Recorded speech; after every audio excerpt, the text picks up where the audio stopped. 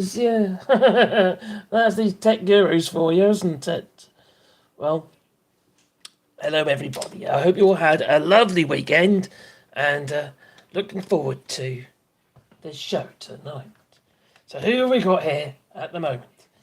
In the crikey, I haven't put it in the chat. Where's my chat gone? Oh, blimey. Crikey. I didn't do it, that's why. There we go. Let's put that in. That's that one. What's that one? Maybe it's that one. Yep, that's that one. Okay. Hello. Top chat. Oh, is that the right one? I got into the live chat. There we go. And make that a bit bigger. Well, I'm all a bit kind of skewiff at the minute because I haven't been in that long and I had to get ready for the show. And I thought, oh my gosh, should I do this or should I do that? Oh well, Vladimir Putin has just been democratically elected, apparently. If that's what you call democracy. Yeah, well, it doesn't look like democracy to me. When they're in the polling booths and then there's geezers there with machine guns going in the polling booths. I got a little video clip of that for you. Lovely. Yeah. Scare them out the wits, why don't you? But saying that, the old Vladimir Putin still has a lot of support, not just in Russia, no, also in the UK. Russians that are still living in the UK, lock them up, I say. Oh, that's well, okay, maybe not all of them, but you know, those who support Putin, what the hell are they doing there in the UK? Oh, no, I don't get it. No, I don't. Well, oh, the world has gone absolutely bonkers, that it has. So let me just bring that one out there. Got that one there. Up on side, and that's good. Excellent. There we are. Oh, there. So it's true to say that the exit polls were in Vladimir Putin's, how to put it, best interests. Not anyone else's. No, obviously he needs, Russian people's money, don't he? So build maybe another mansion. Secret mansion. Yeah. Navalny, Alexei Navalny, he found out about it, didn't he, Yeah, then he got poisoned in his underwear. And then he got murdered. Well, allegedly. Got topped in the gulag. Although Donald Trump don't seem to mind. No, he don't seem to give a damn, does he? No. As long as Donald Trump is okay. Yeah, he'll do whatever he can to get his, foot in that door yet again. Unfortunately for everybody else in the world. So anyway, I will go look in the chat one. Anyway, who we got in the chat first? Do. Right. Hello, Joe. Hope you're well, my friend. And Afterglow, 10. Guten Abend. Good evening to you, too. And Ginger Straws, hello there. Are you looking forward to another Donald Trump presidency? No, yeah, you are. Oh, okay. It takes all sorts, Hello, Dr. Davies. Hi, Marcus and everyone. And Alistair, hello there in chat. And Peter Dallas, got a spanner in the works. Hello, my friend. Hope you're well. And Gingers, Nick Young. And one of these ninjas, as Tom Care. Hello, son I see on the woodworking live stream earlier today. Yeah, we've got a woodworking live stream as well that we do. Been doing silly buggers on there as well. Ginger says, no. I don't think Ginger's is looking forward to the thought of Donald Trump being the president again. Crikey, the damage he caused. But apparently, according to him, there was no wars while I was in Russia didn't invade Ukraine or anything. But okay, they're going to be fighting the Donbass for God knows how long. But yeah, okay. Well, the world's gone absolutely mad. Hello, Jeanette as well. Jeanette Carpenter. Hope you're well. Right, and in the other chat, in the one there you go. Okay. Hello, Barry O'Brien. Hello, how are you doing today? I'm doing fine. How about you? Right. Okay. Yes, unfortunately, old Donnie Trump is supporting Vladimir Putin. Well, it's all about the golden shower, isn't it? So I've been told, yeah. And Vladimir Putin has a huge majority. It ain't surprising when you get rid of the opposition. The the strong opposition, that is, because all the others only got about 3% of the vote, you see. I think the people are just scared to vote, you see, as well. So the exit polls show that Vladimir Putin was winning a huge majority in Russia's presidential election, which had only, one possible outcome, only one possible result. It's not democracy, is it? No, it's not. So the exit poll by the Russian Public Opinion Research Center suggests that 87.9% of the people voted for the incumbent, Vladimir Putin. Putin. Yeah.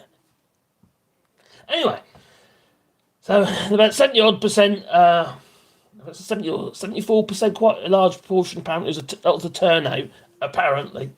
Well, that's probably after Alexei Navalny's missus said, "Oh, go on, let's all get down to the old to the polling stations and show our support for Navalny," her husband, Alexei Navalny, late Alexei Navalny.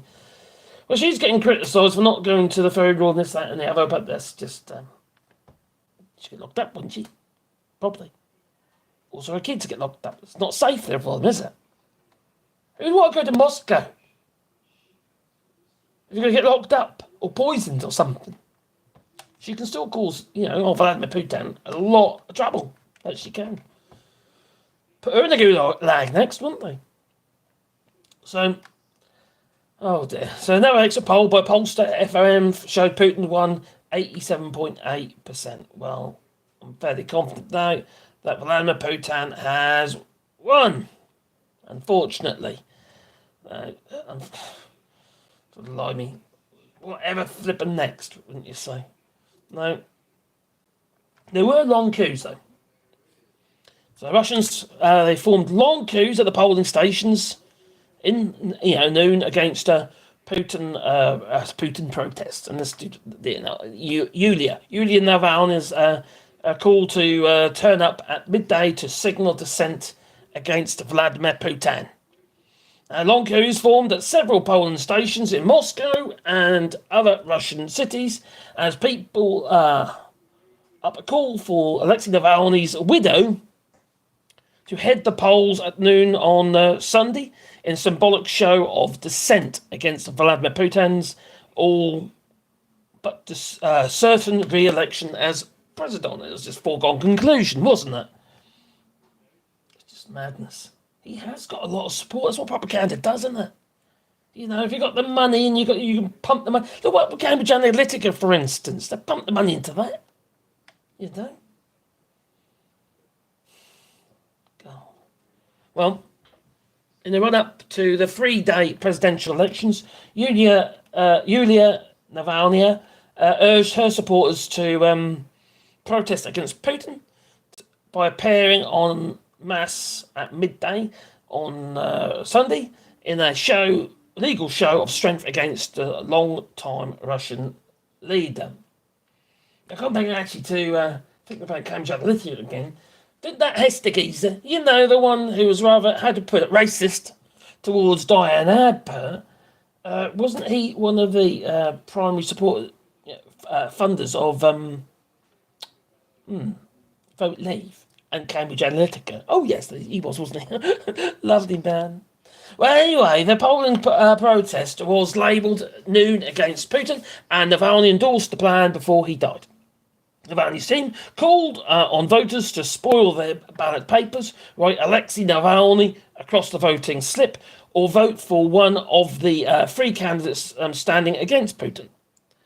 Now, although the opposition regards them as Kremlin puppets, reports from the ground suggested coups suddenly formed at numerous polling stations across Russia's big cities as the clock struck midday. Anything, it's only the bravest of the Russians who go actually there and protest against Putin because they don't want to get locked up. They can't even say it's a war. It's got this special military operation or something. At 11:55, there was no line at all. At 12:01, there was already a line of around 80-odd people in Medizoda. An independent Russian outlet reported from a polling station in northeast Moscow. Fontanka, St. Petersburg-based outlet, published footage of a long queue forming at the polling station on Nevsky Prospect, the principal avenue in the centre of Russia's second biggest city.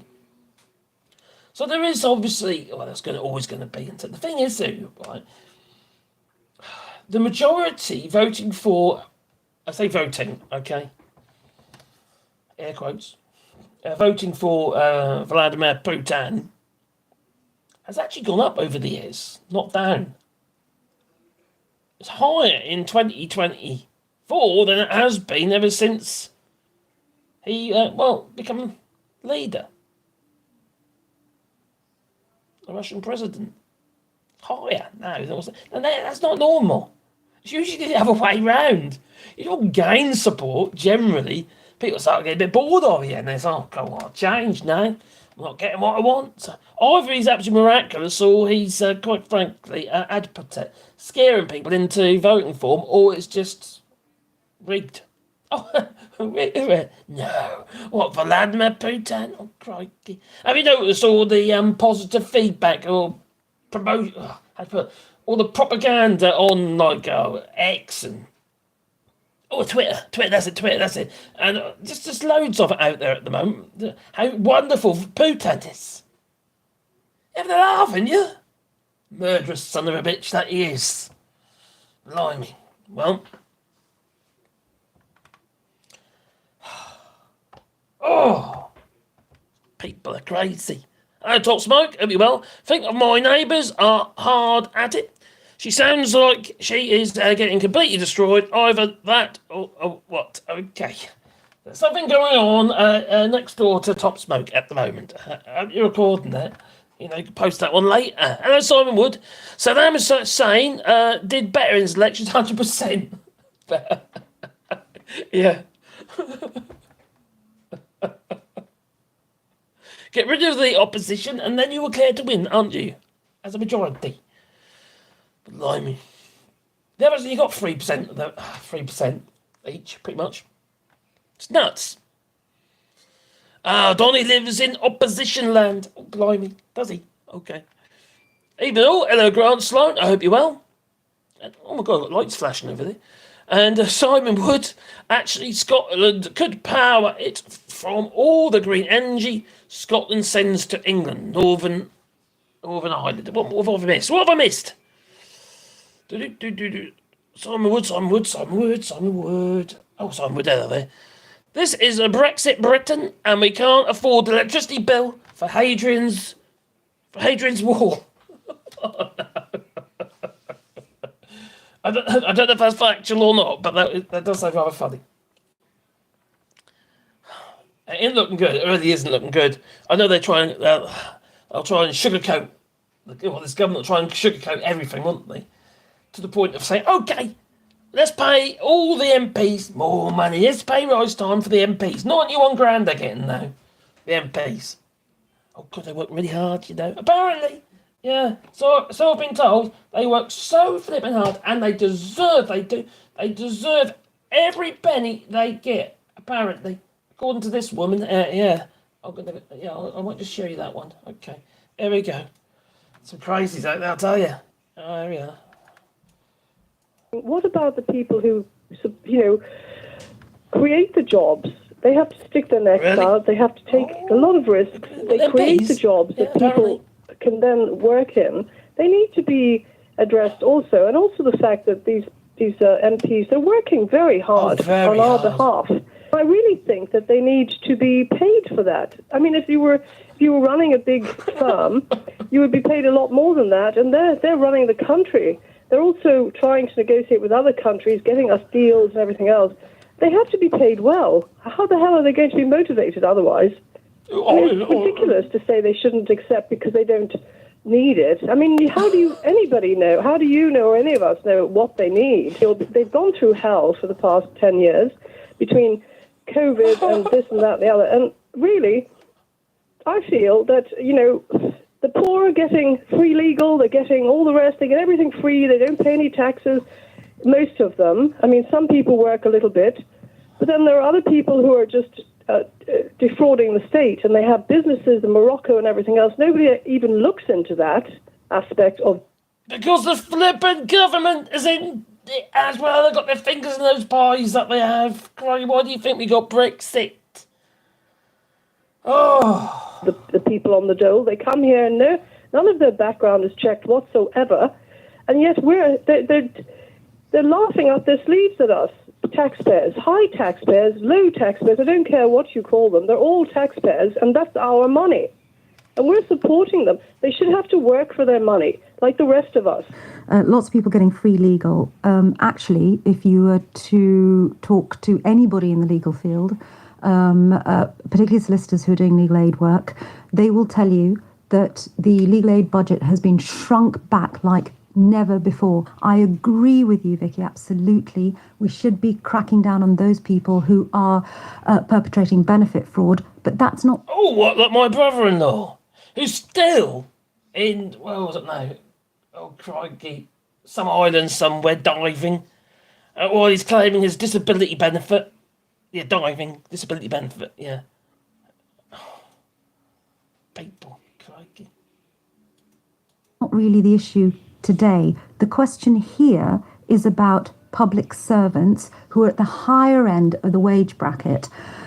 And those public servants, in this case, happen to be MPs who are allowed to take second jobs, and many, many of them do. And the question here is, when we have been through such a period of hardship, does it help win over or undermine public trust when MPs appear to be on course to accept an above inflation pay rise? My opinion is get everybody out of bed in the morning, get them working, get them doing something for their money that they're getting from our pockets, and get them to get up and sort out their lives. And believe me, I mean, unless they're deaf, dumb, and blind, that should be happening, but it's not. They're getting more and more money.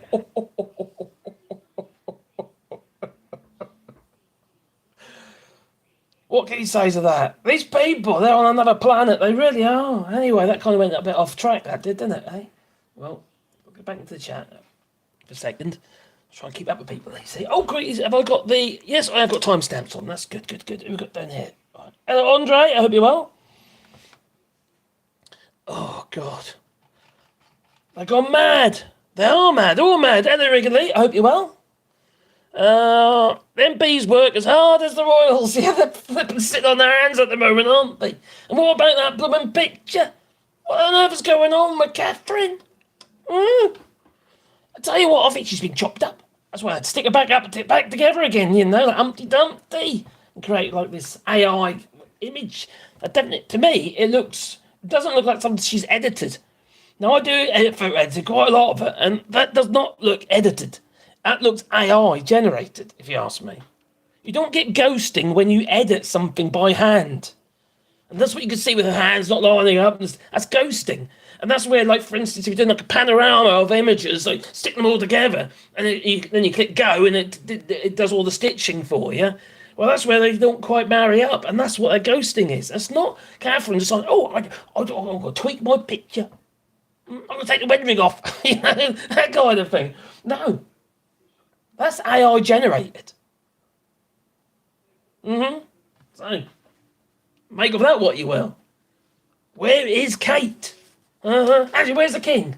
I know he's got cancer, isn't he? So, I kind of forgive him. But at the end of the day, I don't understand flipping royals anyway. Why we got royals? We need republic or something. And the flipping royal family, what's the point? Costs us like 300 or 400 million just to look after their houses and security and stuff like that. But they don't tell you about all the other stuff they get. No. They don't tell you about the fact that we're pumping crap in the big holes in the ground for landfill, then we're actually paying them for the privilege of it. No. They're not telling you that we're paying them for the privilege of bathing our feet on the coastline. No. It's just nuts. Oh, things flipping crazy. You shouldn't do it. No.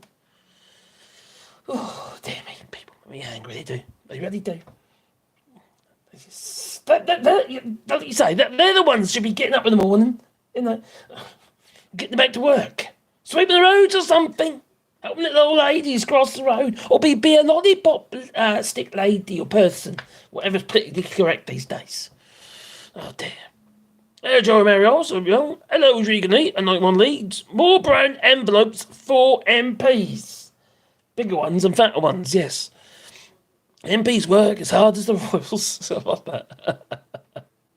Oh, Ginger Drafts. No, there's no extreme right wing here. We have an article in the Constitution that bans it. That's what we need in the UK because they're breeding like flippin' rats, they are. The right wing nut jobs in the UK. Should I just say Little England? Maybe. Okay, you have got your. They are in Scotland as well. And they are Wales as well. It's got to be said Northern, they're about. They certainly are in Northern Ireland as well. Crikey. It's just messed up, it is. Absolutely messed up. Well.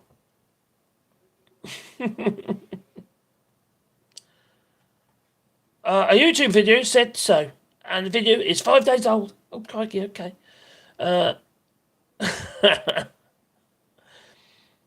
MPs work as hard as the Royals. No, they don't. They work harder than the Royals. At least you occasionally see them.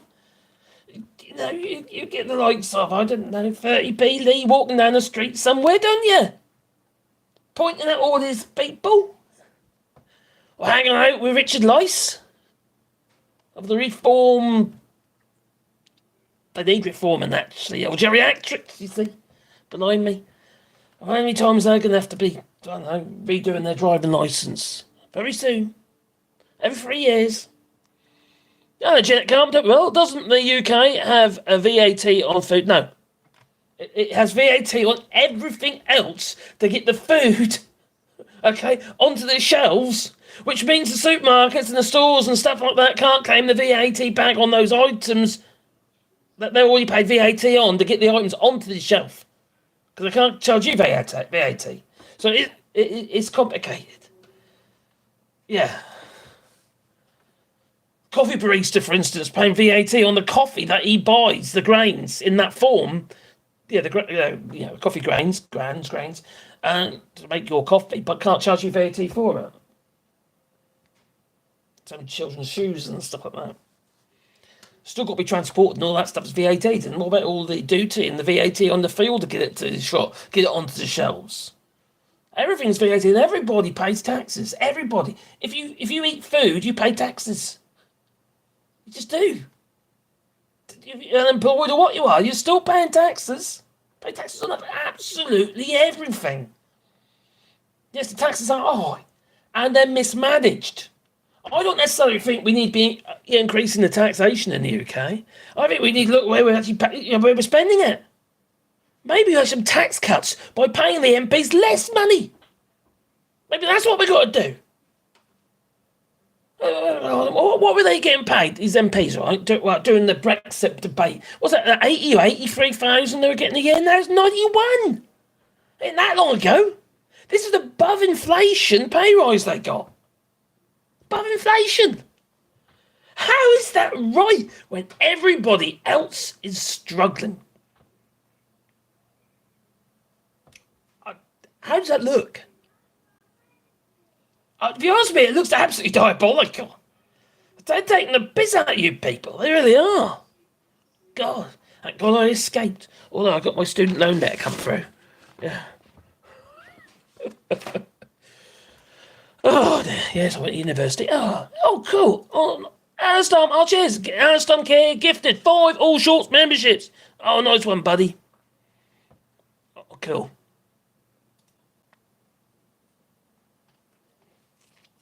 I'll become what I missed. What have I missed?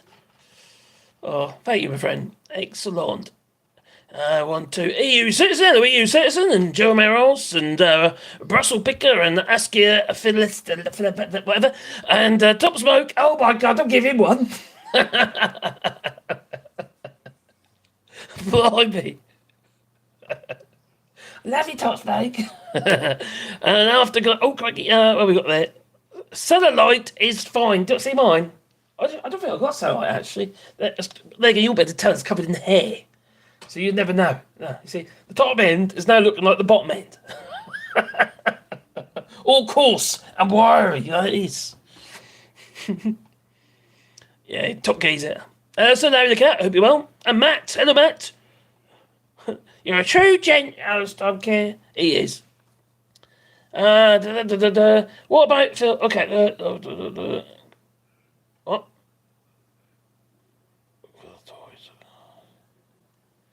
Love for the toy. Oh dear. What about Phil's wet dreams? I think you're talking about Phil Morehouse, aren't you? Oh dear, I don't know if I should do this. His love for the toys collapse is very unhealthy. Well, I love the fact the toys are collapsing as well. The only thing I would say is we need a valid opposition.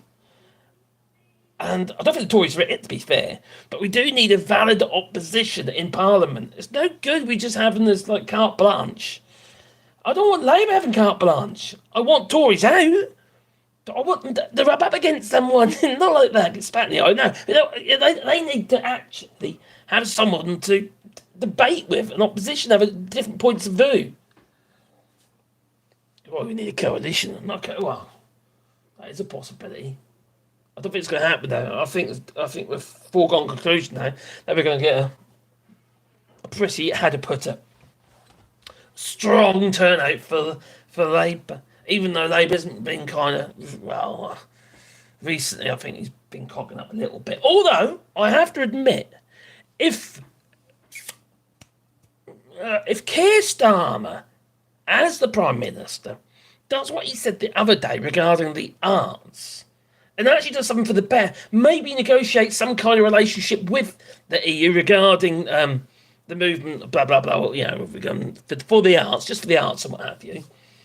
Creative, for the general, creatives in general, well then crikey, and push money into, because what these Tories have done, they're pushed back against the arts. They're cut for the arts.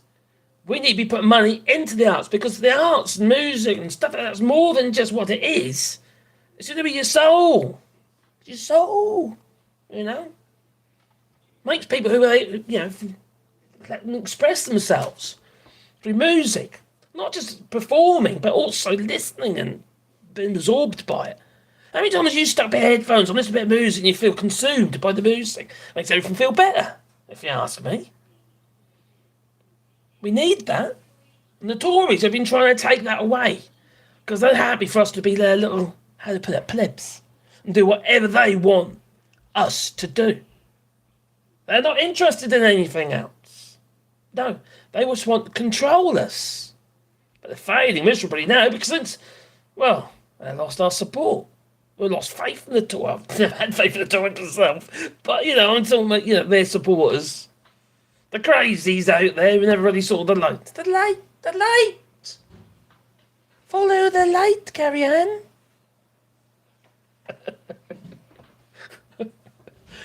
Oh dear. Hello, Jasper Edwards. Hope you're well. Delta Mike down and out in. Oh, needs more subscribers. Delta Mike down and in. I don't know who that is. Hello there, my friend. Hope you're well. Eat food, pay Texas. Eat food, pay Texas. At the moment, we're probably paying, how to put it, Australia maybe?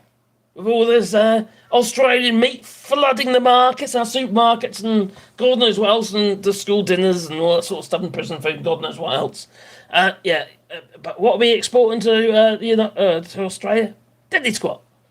Yeah. But we knew that, didn't we? It's a one-way street, that it is. So much for these trade deals. And whatever, I hope you're well. Whatever. Those warm sounds from euphonium. Euphonium. What? Awesome. Teresa Goldfeet needs more money for the electric to run the electric electric fence around her pen. How sod you are. Very politically incorrect, I must say, is top snack. There we go. What happens is I start reading and I don't realise I'm reading until I got halfway through. So, oh God, why did I say that? I suppose I better carry on now. And Simon Wood, what have I missed? What have I missed? There we come. After, thank you, madam. She's just passed me. I got my tea. Okay. Is it my regularly? Yeah. Oh, it's my regularly. It's basically licorice tea. Licorice tea. Oh, my licorice tea, isn't it, my darling? How are you? I'm fine. You human? Hey? Are you an human? Are you human? Am I human? Yeah. Nah, I'm an alien. You're an alien? Oh, okay. Whatever. Hey? Whatever. I'm an alien. Blimey. We've been making what we making today, Dad? We were on our. Really giggy jiggy thing. We've been making it something totally pointless. Okay?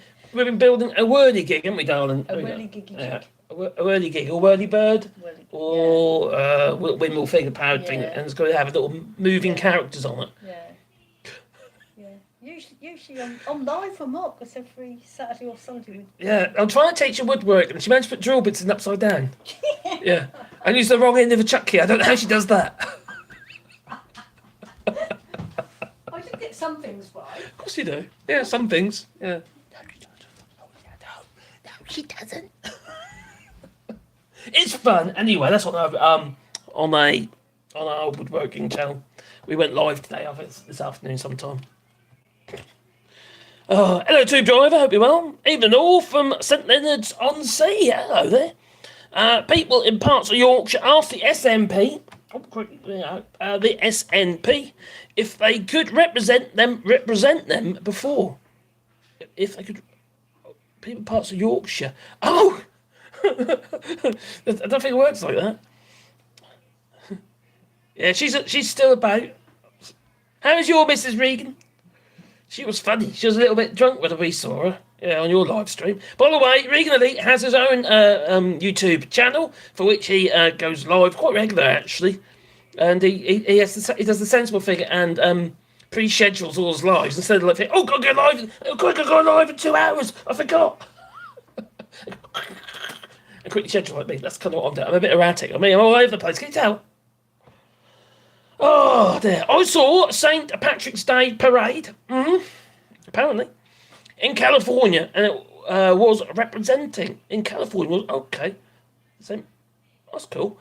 If the SNP, the Scottish National, not Nationalist Party, Alexander Boris de Pfeffel Johnson, you flippin' Kipper. that you are.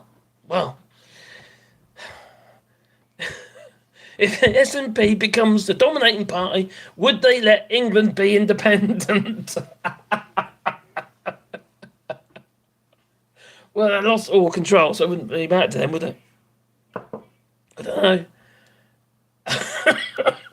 That is a fault, though, isn't it? That is a fault. I'll tell her you said that. She was a little tipsy, Regan, but it was funny. You let us speak more. That's what you need to do. Let's speak more. Is Richie Sunak's it's chicken kosher? Oh, God knows. Afterglow and after 10:10, an English independence vote would have taken them out of the EU. I suppose it would have done, wouldn't it? If you talk about the IndyRef too. IndyRef, sorry. That's the next one. They'd have to apply, wouldn't they? That's a good point, actually. Think about that. So you'd have to be accepted. But they were lied to anyway, to be fair to Scotland. They were lied to. They were promised that they wouldn't be having a referendum vote, but we did. So they were lied to. Billy Kershaw, just come from Bowler Hat Man's live stream. I can't. Oh, Craig, I didn't realise he's alive. Oh well, I'm always live this time, so he stole my time, little bugger. So, Chicago cover their river in green on this day. It's pretty damn cool. They colour their rivers green. Yeah, I'm sure that does a bit of the fish a lot good. Is it a bit like that? That Yana River in India. It's got a pink foam all over it. Is it like that? Yeah. Very healthy. We trade understanding. We have a trade understanding with Texas, and we give them money, and Texas takes the piss. Yeah, pretty much. And we've got we just take that as another statewide trade deal. They're pointless. They're pointless. You need a federal one. For the whole United States. What we're gonna do is we'll airlift the stuff in, have we? How does that work? Oh, Bella says, hoping you meant Microsoft, Bill Gates. No, actually, no. No.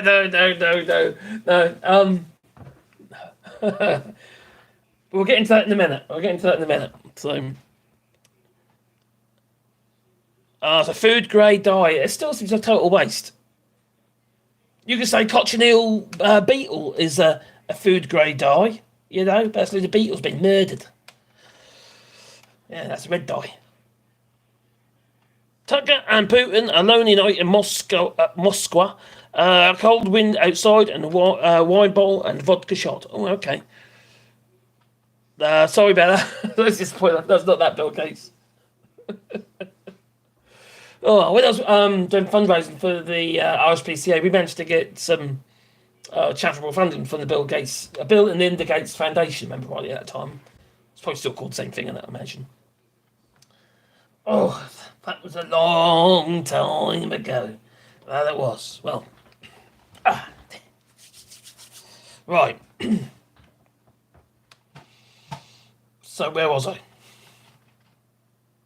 That one there. But it's not surprising at all. Also, I've got a bear here as well. Yeah. Top smoke, you like a good bear, don't you?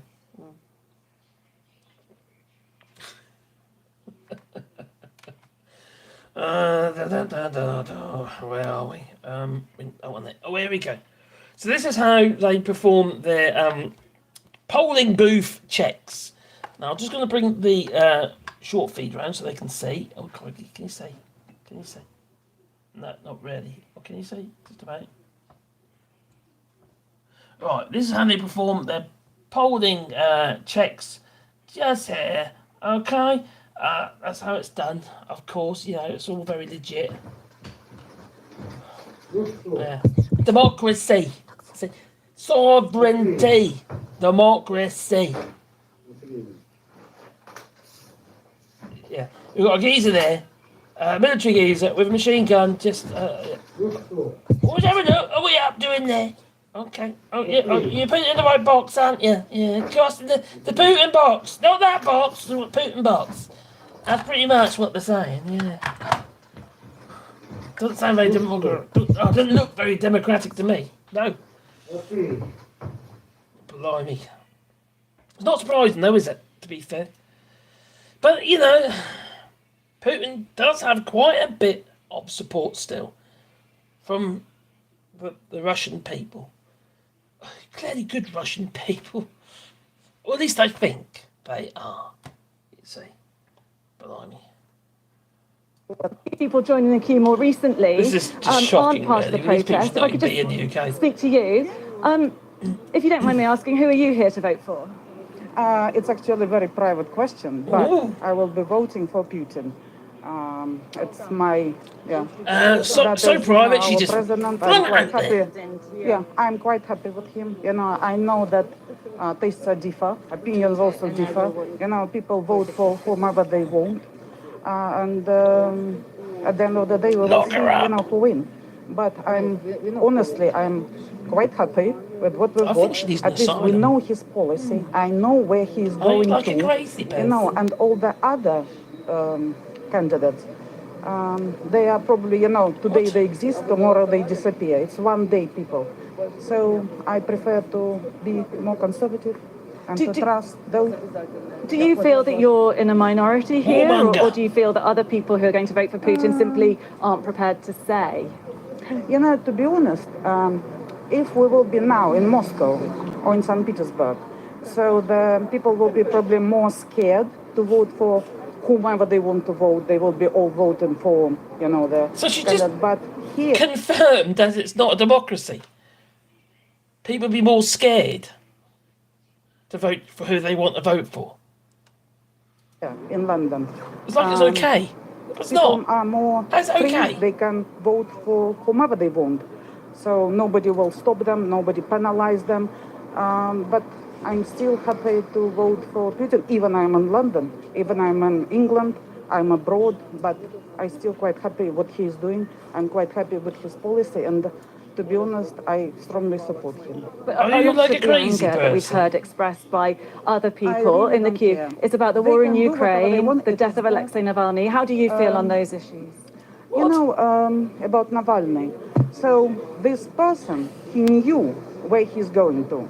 So he, as far as I know, he was living in Germany. His family lived in Germany. His wife is in Germany. Kids, children in Germany. So he had. You're in London! Had a quite comfortable life, so he knew what he's going for, returning back to Moscow. So he did it knowing where he's going. He knew it will be not just like flowers. So he got what he was going to. So, and I was. That doesn't make it all right. Was actually very much upset. I was very much upset that his wife didn't come for the funeral. His kids didn't come for the funeral. I find that Because it's not all petals and flowers. you know, like sort of She just confirmed that. You know, we're Orthodox, and that's I think it's abnormal. You know, when the closest of your family don't come for the funeral. I find it strange. You know, to be honest. Well, thank you for talking What? It's not normal circumstances. to us. We've seen you get. Ukraine, obviously nobody wants this war in Ukraine. Obviously, you know, like I think there is nobody who say that I want the war. Obviously, everybody against the war. And do you not blame Putin for the war? You know, if you know, yes, it looks like from the first glance, yes, he stepped, you know, this border, so he get into the foreign country. That is true. But if you look deeper, what was the reason for this? If you understand the, you know, political background, if you see that how close the NATO come to Russian borders, I don't think anybody will be happy if say. How it comes to NATO? That doesn't make any sense. NATO's not in. Well, Ukraine's not a NATO member, is it? Not Estonia and Finland and all them. Not no. It's Belarus. I don't think so. These people are not the rocker. Say like burglars and somebody like come to your door and start knocking there. I don't think you will be happy, and I'm not happy with this as well. So I'm, you know, I understand that not from the first glance how it looks like. You know, I understand how it is. You know, like in real, you know, like a story how it works. It was prepared for a long, long time. It was going. The NATO was coming, unfortunately, closer, and closer. So, you know, like we come to the point that there is no escape, that it should be done, something just to stop. Why was NATO set up? It was set up because of Russia.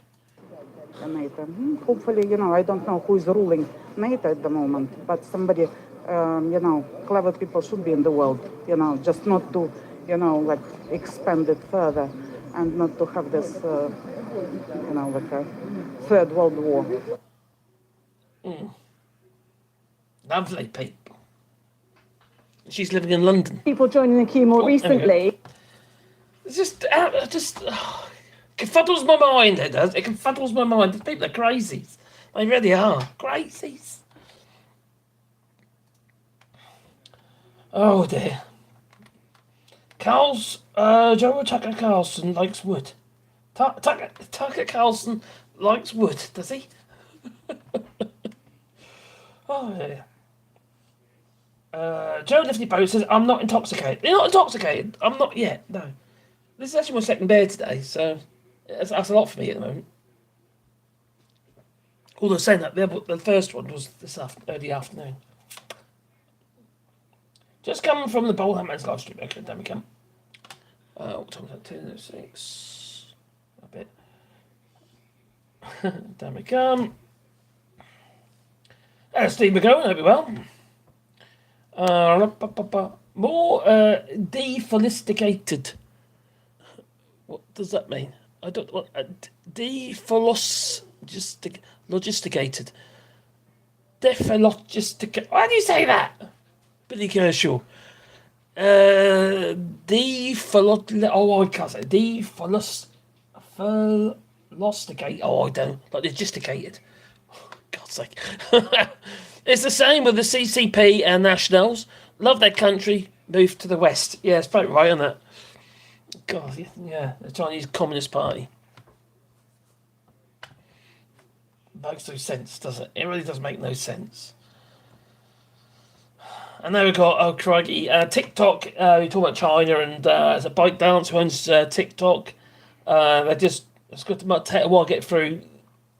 If it gets finalised, what have you, and signed off, I don't know if it will or not, but regarding banning TikTok in the US or forcing them to sell it to another company that isn't based in China. I think TikTok is a major problem myself, but there you go. Even though I put videos on TikTok as well. Russians allowed to vote in London. I wasn't allowed to vote against Brexit. Do you know what? That's a really good point. That's a really good point. But then again, they're voting in the Russian elections. I think considering everything that went on, it should be allowed. Unless they're voting against him.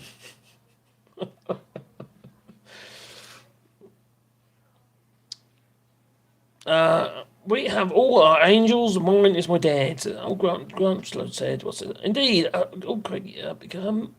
No problem, Joel. The angels who have my back in serious situations, St. Michael and my mum are up there. Cool. It's the saying, done that already. There is a woman who's afraid of windows. Yes, you could say that. A woman is afraid of windows. Is it because probably a percentage of the electorate or those who run up against Vladimir Putin have all been thrown out of windows? Her Russia is so great. She's in London grad. Yeah, what's that? Led by Donkeys did a really good video on that. He knew he was going skydiving from the top floor hotel window without a parachute. So he thought, I'd go for a trip. That he did. That was a bit... I have to admit, that wasn't a very steady thing to do. But I suppose he wants to... I don't know. Defend the people, I suppose. It's brave, but also stupid. London grad. She's an oligarch. Oligarch. Ain't heard that one. Lucky it was... What? Excuse me? Stephen Cohen say. I thought St. Patrick plugged the dam with finger and prevented a flood. What? I don't know. Maybe. I'll be voting for Putin. I want to live. That's pretty much it, isn't it? Everyone's scared. Okay, there is support for him as well, though. That's just absolutely crazy. Why do people support him so much? You know, he's so dangerous that are very brave. Okay, very brave. A minister, defence minister, Grant Shapps. He did a runner. Well, he decided he wasn't going to go to Odessa. Yeah. Grant Shapps, he aborted the trip he did to southern Ukraine last week for security reasons. And the UK Defence Ministry has said he bottled it. Scaredy cat. Couldn't you sent one of his aliases, like someone green and the other person? I don't know. I don't know. I can't remember. There was 4 of them. I can't remember their names now. It's a fraud. Anyway, the Defence Secretary had to scrap his visit to Odessa last week after UK intelligence reportedly warned Russia had become aware of his travel plans. And he didn't go. Booger! Anyway, Mr. Shapps was due to travel to Odessa a day after a missile hit the city while the Ukrainian president and Greek prime minister were visiting.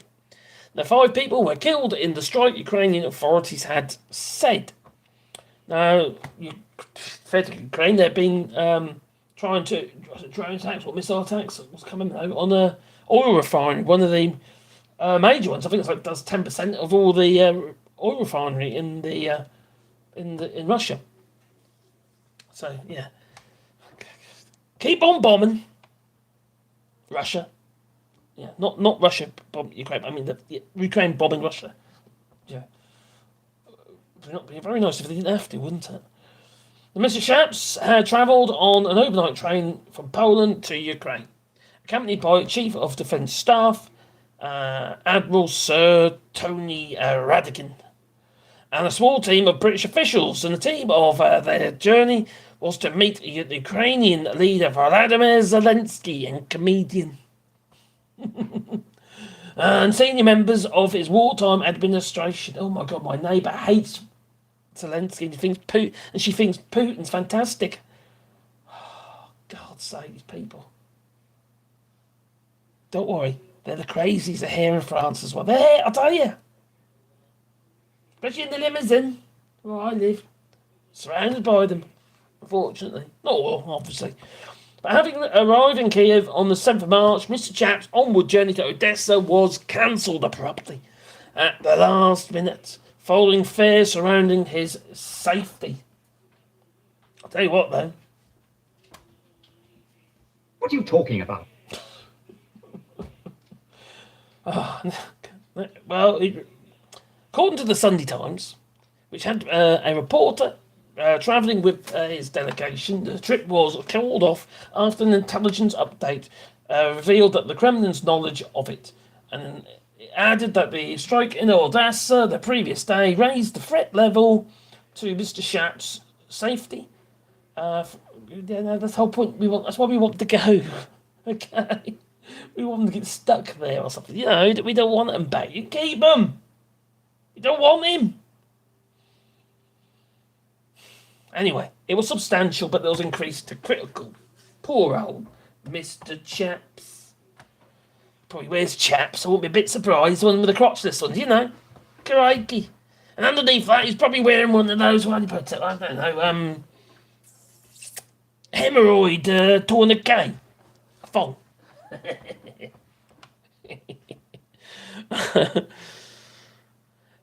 Regan Leake says she comes over as being a bit of a defender of Putin. Don't say. Well, that's a good observation there, Regan. Oh dear. There we go. There we go. Where are we now? On time.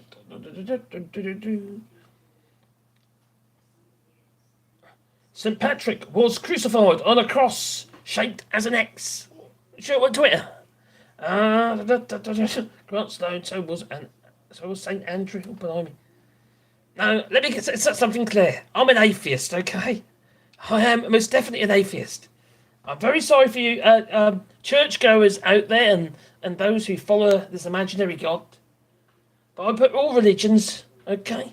Including those who follow prophets. Right, Muslims and all that, you know. I group them all together. I do. Well, religion and flat earthers, okay, and chemtrails, all that. They all come into the same little basket for me. I'm sorry if I offended anybody with that, but you know, I just don't understand it. I really don't. I'd rather follow science, you know, things that are real. Oh, that is a round quartz, okay? It's not a crystal ball, and I can't really see a future or anything like that. It's a round quartz. And it was made round by a human being, or probably actually a machine, where a human being pressed back, or something like that, I don't know. I think that's all crazy. But there, that's my point of view. I don't know, leave it all to their own, I suppose.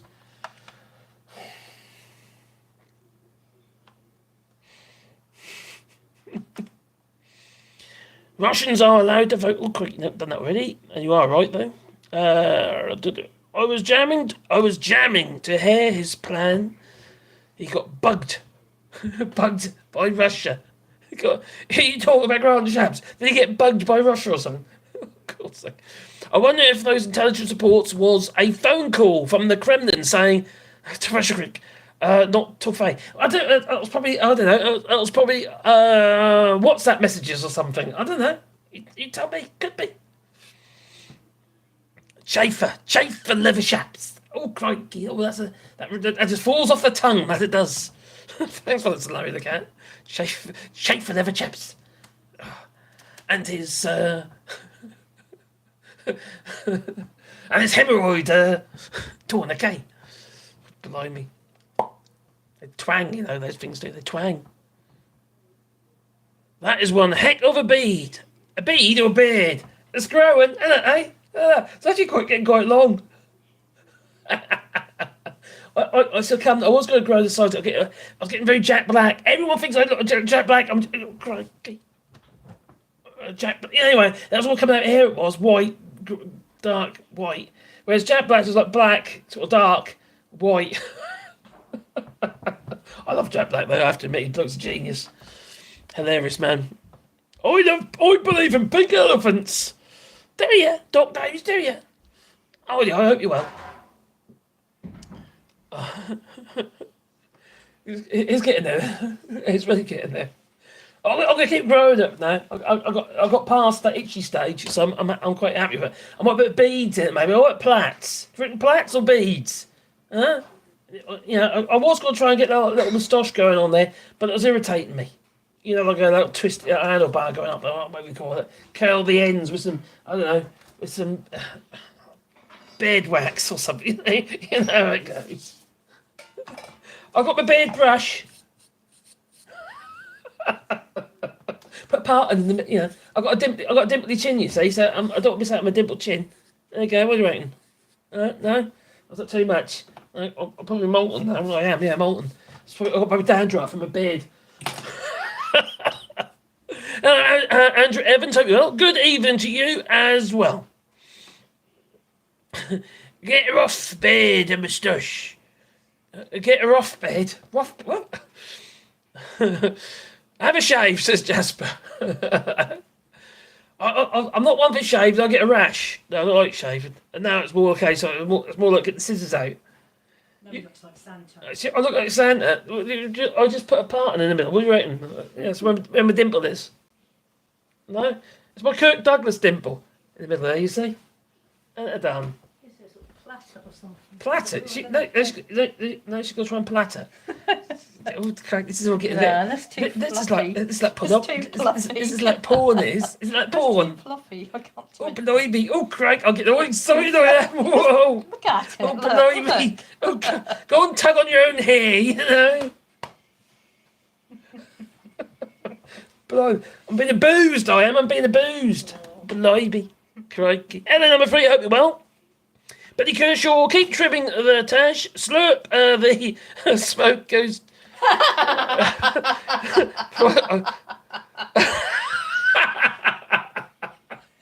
He's been putting conditioner in. I have to, because it goes really dry. For his beard, because that was a bit crispy.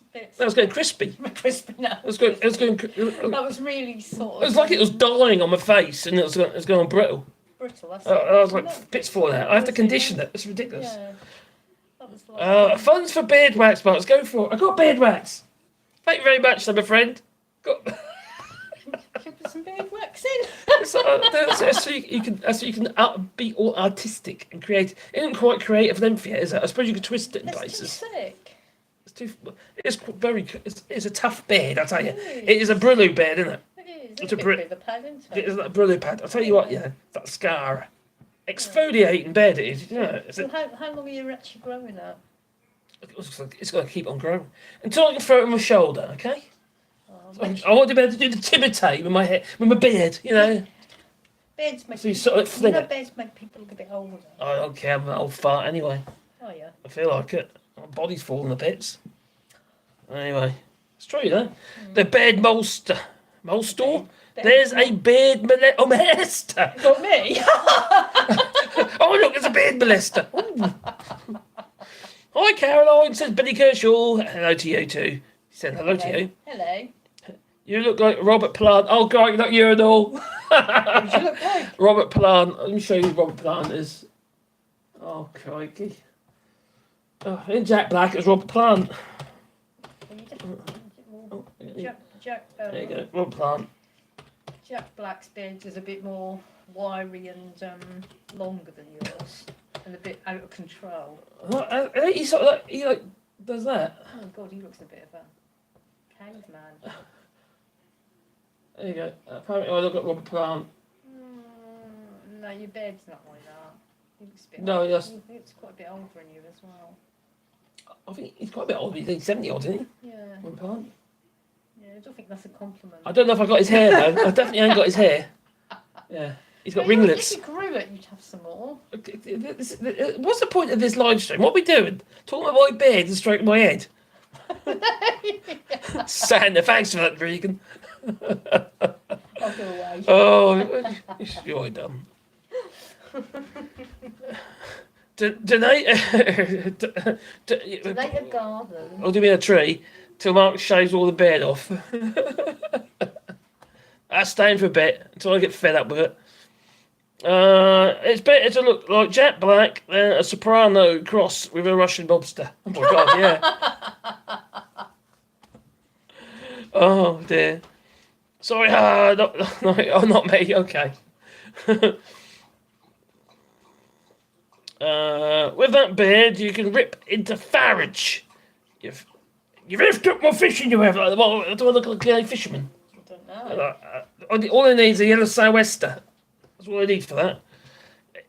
Even Caroline. We're starting a donation thing to shave Marcus's beard. No, look. Even Caroline, it will be a back sack and crack soon. I've watched him have his back wax before. Oh, you have, haven't you? Yeah, I've been there, done that. Yeah. Oh look, someone's donated too.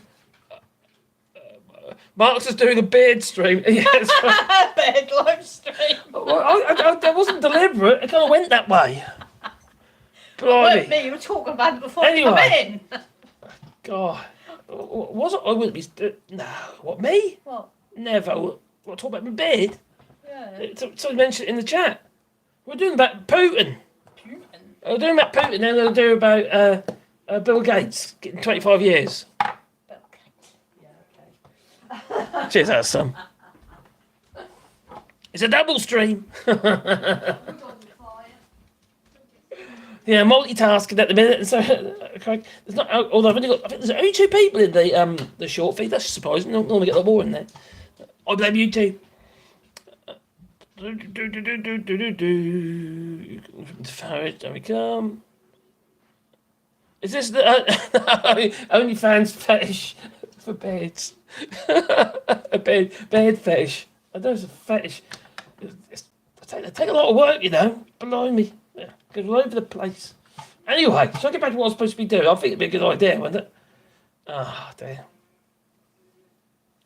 So, yeah, okay. So he's won that. Vladimir Putin won.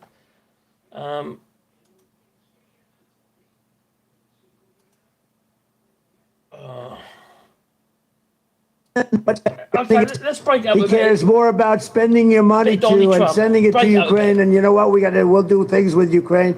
We should loan them the money, not send them the money. Okay. We should loan them the money so that if they do make it, they're against tremendous odds. But if they make it, they pay us back. Loan them. Is he missing something here, or is he just trying to hoodwink his knuckle draggers? I think he's trying to hoodwink the knuckle draggers myself, because quite frankly, it doesn't work like that. Because you're buying armaments from American manufacturers and then send them to Ukraine, so the money's actually staying in the United States, unless they're offshore enough, of course. The money, give it to them as a loan. Let them be a little bit like they have to be a little nice. Loan them the money. Don't just hand them a check for 60 billion. I tell you, Zelensky's one of the greatest salesmen in history. Every time he comes to the country, he walks away with 50 or 60 billion dollars. I've never been able to do that. He's a better salesman. He's a much better salesman than I am. He cares more. Doesn't work like that. Did you realise that France is one of the biggest exporters of munitions?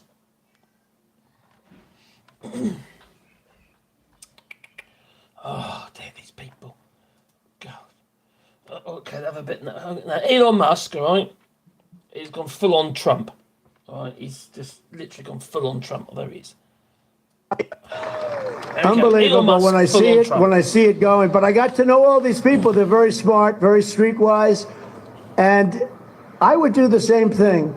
If I had prisons that were teeming with MS-13 and all sorts of people that they've got to take care of for the next 50 years, right? Young people, they're in jail for years, if you call them people. I don't know if you call them people. In some cases, they're not people, in my opinion, but I'm not allowed to say that because the radical left says that's a terrible thing to say. They say you have to vote against him because did you hear what he said about humanity?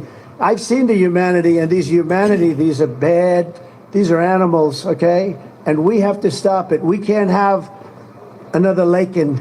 We have so many people being hurt so badly and being killed. They're sending their prisoners to see us. They're bringing them right to the border, and they're dropping them off, and we're allowing them to come in. And these are tougher than anybody we've got in the country. These are hardened criminals. And we've got hundreds of thousands of them. Incitement. And we're not going to take it. We're just not going to take it. They are destroying our country. I'm telling you, he's the worst president we've ever had and the most incompetent president we've ever had.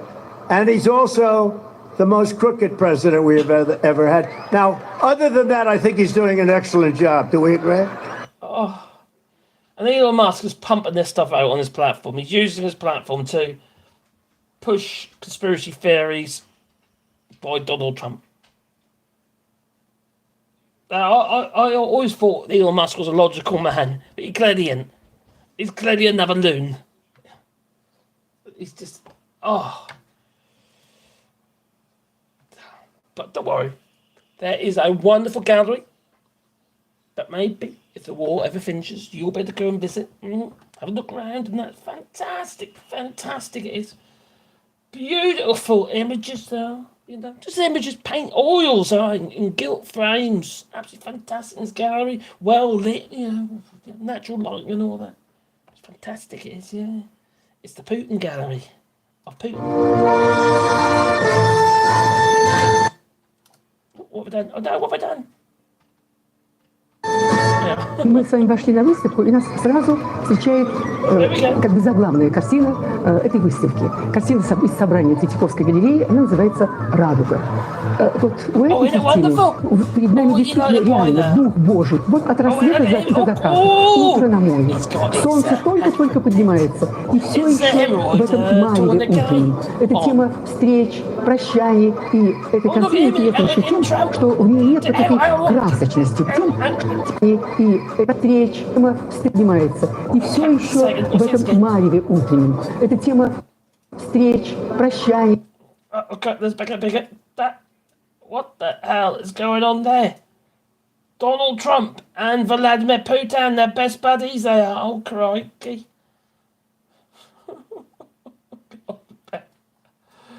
Oh, dear.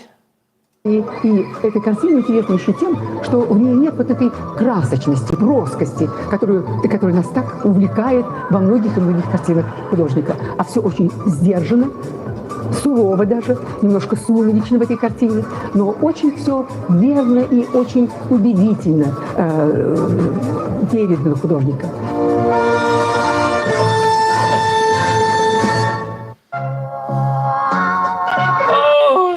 Lunatics. Balloons they are, blimey. Crikey. Whatever next? Oh, I wonder. Oh, God. Whatever next? Oh, crikey. Well, I suppose it could be.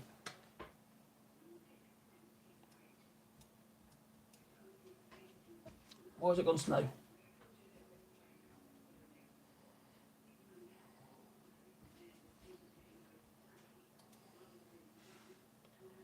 I've got a spinny wheel thing going on here. What's going on? There we go. And you're not going to be able to sell those guys. If I get elected. Oh, if I get elected, it's going to be a bloodbath for the whole. That's going to be the least of it. It's going to be a bloodbath for the country. That'll be the least of it. But they're not going to sell those cars. They're building massive factories. A friend of mine, and you're not going to be able to sell those cars. It's just, I don't know, make of the geezer. It's just crazy. Complete that a lunatic.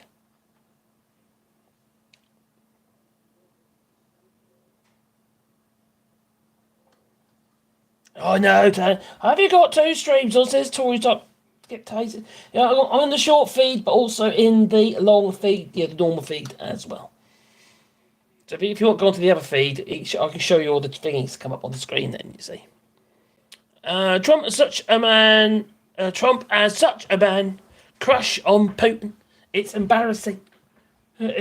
It's for Gingers. Sorry, Gingers. Has Donny got a... yeah, Donny's calling for violence again, inciting violence again. He's always doing that. That's why he's got his crowds around him, you know, big them all up with them, picking, I don't know, AK-47s and Desert Eagles and stuff. They're crazy. But no. You need to escape that place, Gingers. You do.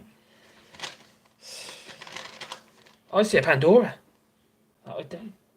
And it's a Bastion.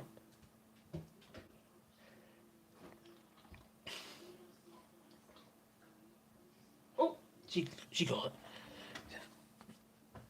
Where's Wally? No Wally. Right. Who's seen their 30p flea was sitting next to crikey, waste monster Galloway. Well, in the Parliament as a backbencher. Oh, he's the Reform Party. He's got to give him his due. He's the Reform Party's only MP. Who's saying their 30p? Oh, like the cat said, Trump. Of course, all jumped up and down. Oh, blimey, he's all jumped up and down. Right, there we go. Donny is calling for violence, which definitely is. Like the cat said, Trump turd won't flush. Not even the net can flush him. No, he needs a stamp on him quick. There you go, you could just deflate him. It is a balloon after all. That's what I saw in London. Oh dear. Yep, he is. I think he's asking for violence. Sloan, I had a dead bird in my yard. Compliments of one of the neighbour's cats. Oh, yeah. Unfortunately, we've got a cat, and it does get the birds occasionally. And I'm not happy about it, no. He's got two! Ask Caroline. Oh. Jeanette Carpenter there. He's not going to win. He doesn't have the numbers. He's getting the nomination because the non-crazy refugs are staying home, as in the Republicans.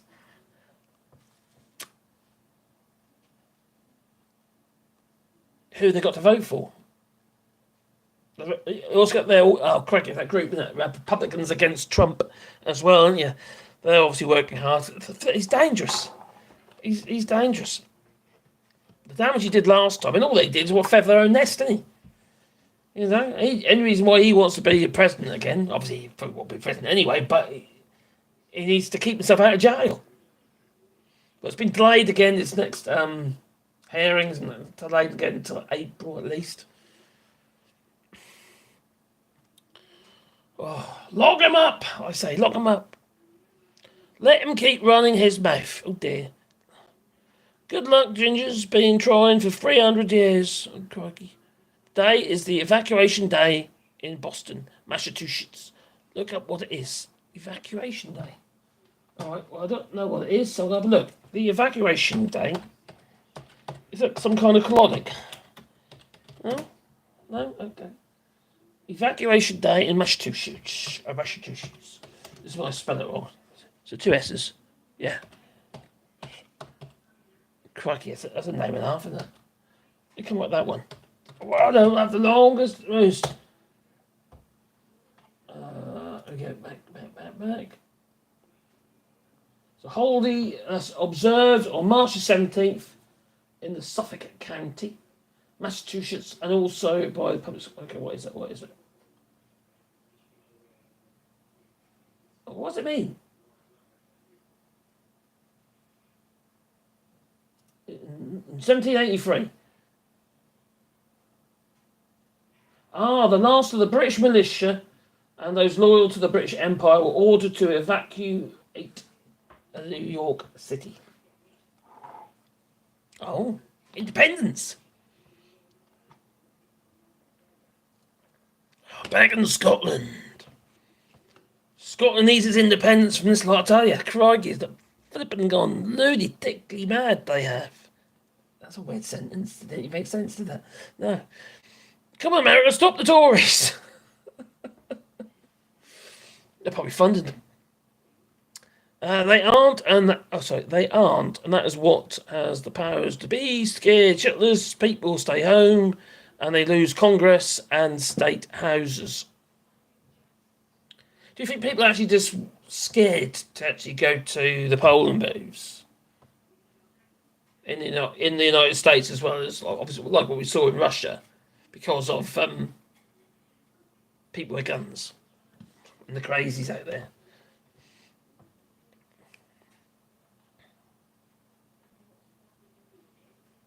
And if I would say, okay, if I was to try and look for a reason or a positive reason to advocate for the Second Amendment in the United States or anywhere for that matter, it would be to have a people's army. The idea that anyone's ever going to be able to invade the United States, I think that's for the birds. Oh, it's crikey. You got these natters with machine guns in their mother's bedroom with their kipping. Going for, sneaky shootouts and stuff. An occasional drive-by for the hell of it. Got to keep the guns warm and all that. Whereas, for instance, in the United Kingdom, get invaded there, well, you're done for it. You got to defend yourself. Pitchforks, like my ancestors did, back in 1549. Oh, Ketch Rebellion. Some states, I have friends who are women of colour in Texas and other red states have already had people at polling places trying to intimidate them. Oh, God, really?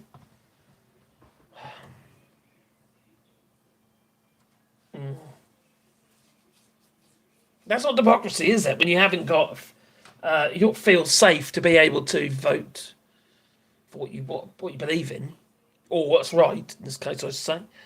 Is it possible that many people are scared to vote in any election? Where though? I don't think people vote scared to who to vote for in, for instance, in the UK. I don't think there's that that kind of peer pressure, especially enforced peer pressure, for instance with guns. Like I say, pitchforks maybe, or maybe get confronted by Richard Lice, try to get him in your face. I could send out Anne Widdecombe, threaten everybody. I'll show you a bit if you don't vote for the Reform Party. Oh, crikey, enough to make anyone vote for the Reform Party. That's knocks you all. Oh, that'll backfire. Some states, I have friends. Oh, done already. Sorry. Up. There we go. Dad's army got pitchforks, ain't Marcus? Yeah, Dad's army. Look at the bright side. People are scared not voting. Are scared not voting in Russia. Good point. After 10:10, you can't even walk up to someone's door in Texas without getting lead in your head. I know that they have a lot of these door cameras, don't they? They keep posting videos online of people stealing their parcels on the doorstep. Responding to Joel, many in the US hold down 2 or 3 jobs. A bit like politicians in the UK, but they make sickening amounts of money, don't in the UK, that is. So, that's happening in England as well. People are struggling. They really are. That's really got the Tories. They're getting their pay rise. They're taking the right piss out of people, really, aren't they? They're 91 grand they're getting now. 91 grand. Well, ordinary folk having to do 3 jobs just to pay the bills. It's just wrong. It's just wrong. We used to turn up, tell them your name and vote. No ID or not quite that. Oh yeah, of course you've got to register to vote now, haven't you, in the UK? That's stupid. That just puts people off. People don't bother. We must free ourselves from London's shackles up here in Scotland. You must. You got my support on that. I don't think there's any choice now. I don't think I know, and as well the fact that Scotland is just disregarded by, how to put it, you're England's cash cow, or England's lifeline for energy, fuel, whiskey.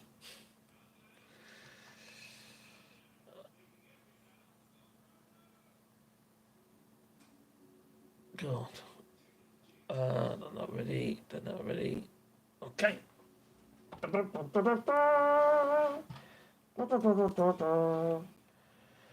Right. Let's get rid of these. Oh, I had enough of Putin. I'm bored of Putin now. Yeah. Alright. And Grant Chaps. Get rid of that. Get rid of that. Get rid of that. Right, from riches to an ankle bracelet is the. Well, I know I said Bill Gates. I'm talking about this lovely fella. Ain't he handsome? I mean, he needs to grow a beard or something. Anything to cover up that face. Oh my giddy arm. Anyway, what's it about tycoons? You know, like tech geezers who keep cocking up like this, like a Hester geezer. You know, the one they called Diane Abbott. Not called, you know. Basically, I hate all black women because of Diane Abbott, or words to that effect. From riches to ankle braces. Anyway, this guy has been nicknamed, you know, like England's or the UK's Bill Gates. From riches to ankle bracelet. Yes, UK tech tycoon Mike Lynch's stunning fall. No, he's not in the UK at the moment, though. He's in the US. So Bill Gates could spend up to 25. Britain's Bill Gates could spend up to 25 years in jail if convicted of fraud in a 2011 sale of autonomy to Hewlett Packard. Now, Mike Lynch, the technology tycoon, once dubs Britain's big Bill Gates, has spent the last 10 months in San Francisco with a GPS a brace that's strapped to his ankle. Obviously, they consider him a flight risk. And 2 armed guards monitoring him around the clock. How much is that costing? And this week, he heads to the court to face a long, hard fight for his freedom. 25 years he could get.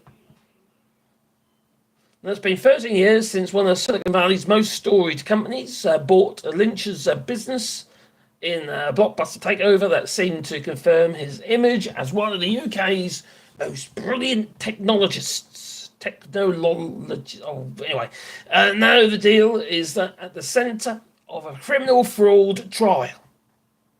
If convicted, he could spend up to 25 years. It's a white collar crime, isn't it? In jail.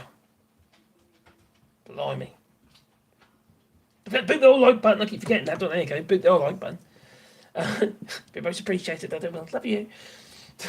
It's been a stunning fall from grace as a co-founder of Autonomy, a software firm that became one of the shining lights to the UK tech scene. Lynch was lauded for his achievements in business, awarded the OBE. OBE as well. What is it? We give these people, God, give them OBEs, and then they lose all credibility. Look, that Hester geezer, he's got OBE, or knighthood, or whatever it is. OBE, yeah.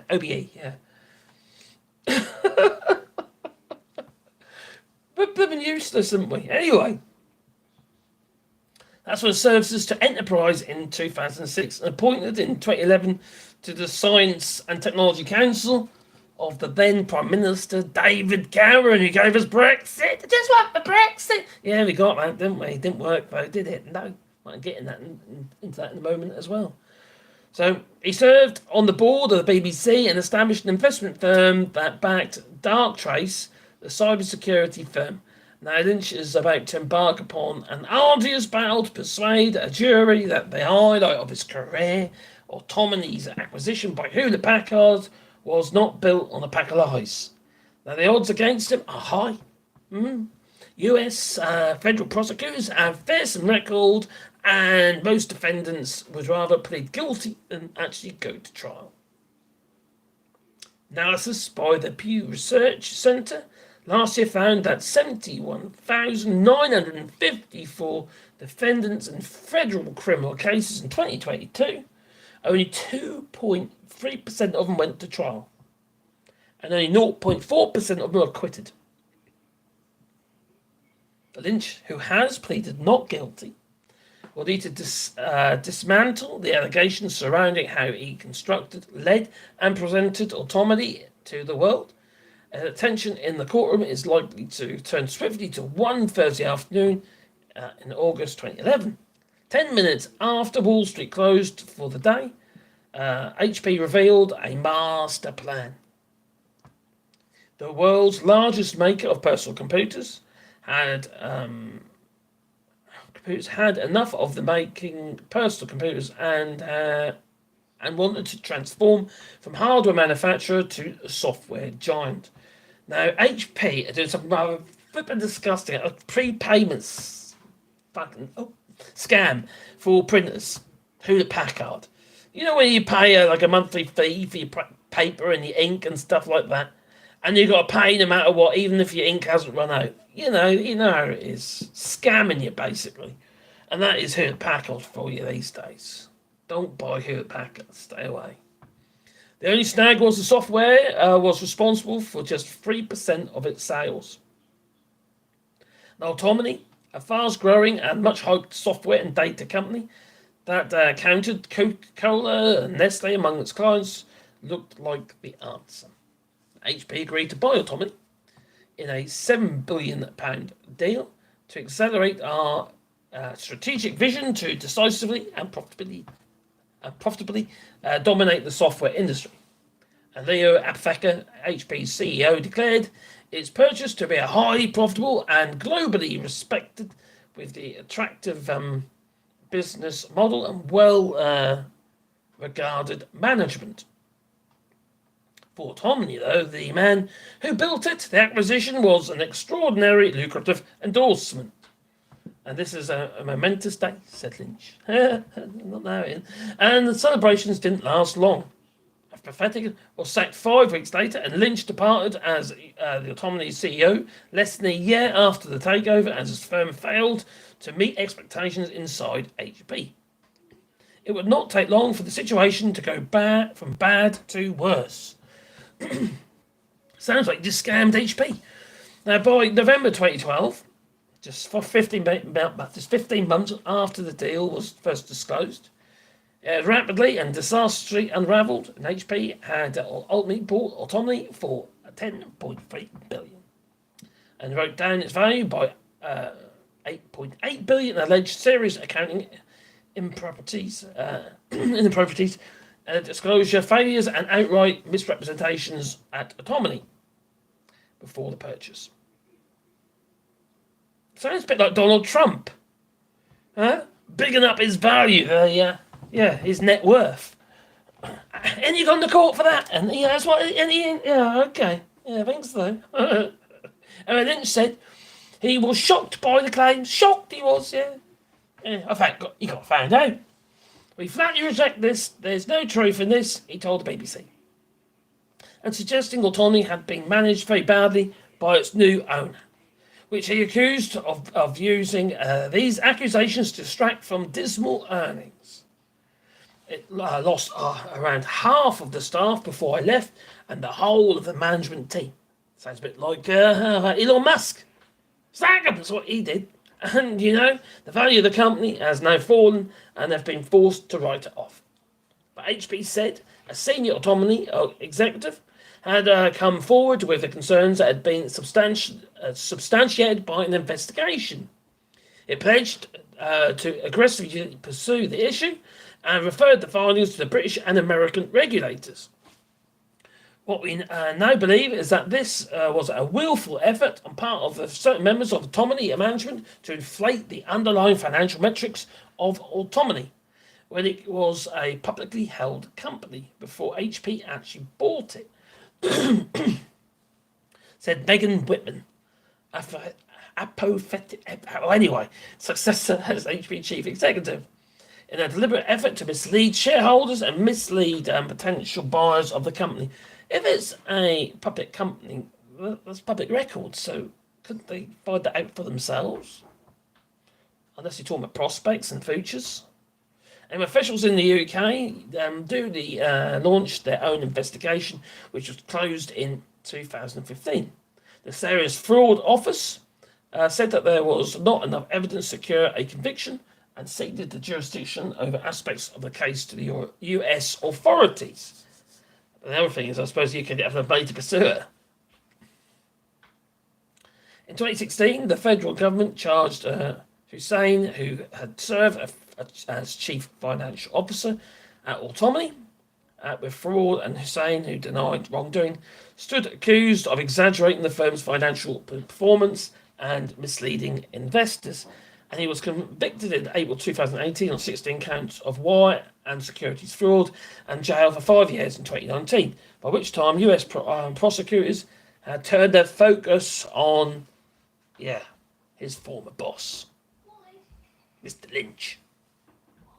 And in 2018, the federal grand jury indicted Lynch and Stephen Chamberlain, Autonomy's former vice president of finance, and the pair was accused of scheming to defraud Autonomy investors, including HP, about its true performance, financial condition, and growth prospects.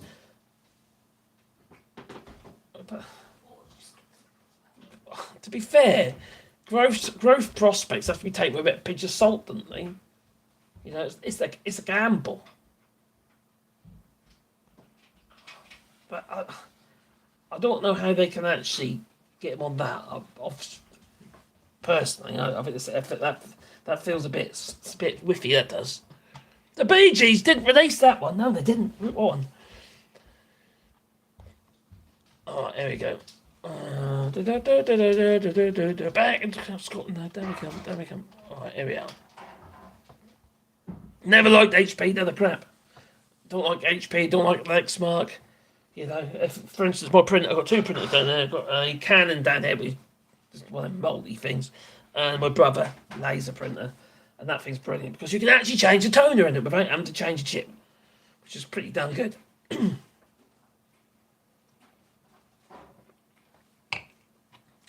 I got an Acer. I got an Acer computer as well. Yeah, Acer Predator, which is like a gaming laptop, and then I've got this lot which is an Acer. It's a bit of everything because I built it. What about your P? Feds don't generally take cases to trial unless they are fairly confident of winning. Good point. Also, a lot of cases are settled with guilty pleas. Yeah, what's it saying on there?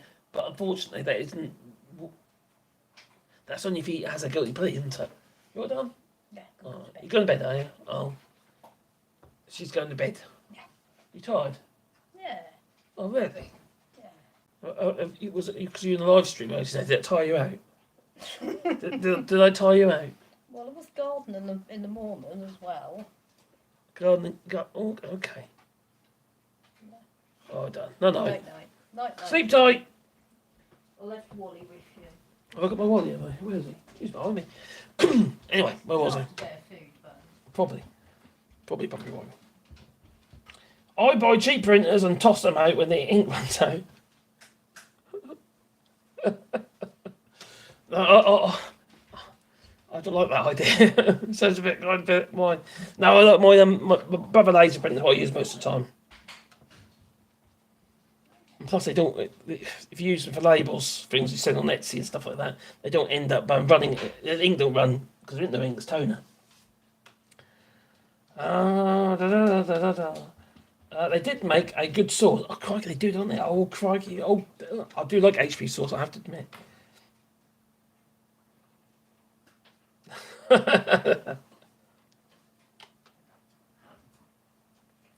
I read McDonald's hit a 7 billion profit loss.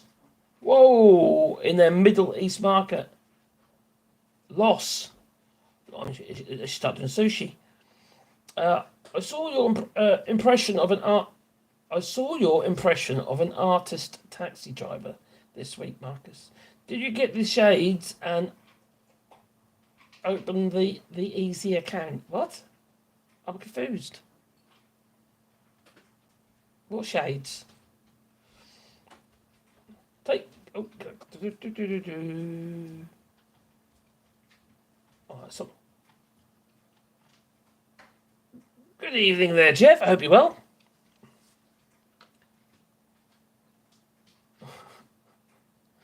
The Houses of Parliament sauce travels well. HP sauce. HP brown sauce. Yum yum. Oh, definitely. Yeah, or daddy sauce. I like daddy sauce as well. No. Boeing. British Kershaw. Don't mention Boeing. Their wheels fall off. Panels fall off. Their computers don't know where the ground is. And also, they keep getting off track. Like, for instance, literally off track. Yeah. Flight control don't know where they are half the time. Oh, I'll go on it. Here we go. No, those two are staying put. Wally has decided he's going to go for a walk. Probably a pee up the car or something. Alright, there we go. Oh, you got your hummingbirds back, have you? Well, we're starting to filter birds' hair, getting quite a few. Oh, don't you know Mark, the artist? Yeah, I know Mark. You're talking about the guy who yells at his tablet, newspapers and stuff. Do the Larry, and the Paul with 70 Yorkshiremen at the end. Larry and Paul. I've got to love Larry and Paul. Oh, there he is, their favourite chair. What, my butcher's apron? Probably. So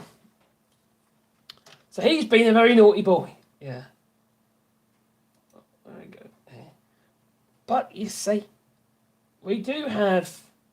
How to put. Hang on. Actually, I could use this one now. Could I use this one? Right. Well, according to this geezer, all right, because where's that? There we go. That one, not that one there. That one there. Not that one. Not that one. Not that one. There's that one. Form. Not reform. Don't want reform. There's a crazy there. Well, poor old Diane Abbott. I'm no fan of Diane Abbott. I'll be absolutely honest with you.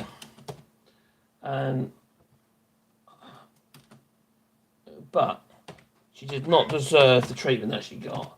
And also she didn't deserve the treatment, not just by Hester Geezer, but also in Parliament. They totally ignored it. Did you see that? That's horrendous. You'll come in now, do you, Ollie? Come on, in here. I'm not going that way. I'm going this way. There you go, sorry, butcher's apron yet again. So Diana Abbott. Okay.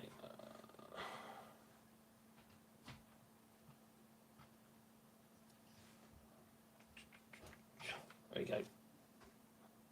There she is. Oh, Diana Abbott. She's about 70-old, you know. And she's a bit of a trailblazer, like Harriet Harman even said that, you know. So ex-Deputy Labour leader Harriet Harman told the BBC Miss Abbott was an amazing trailblazer.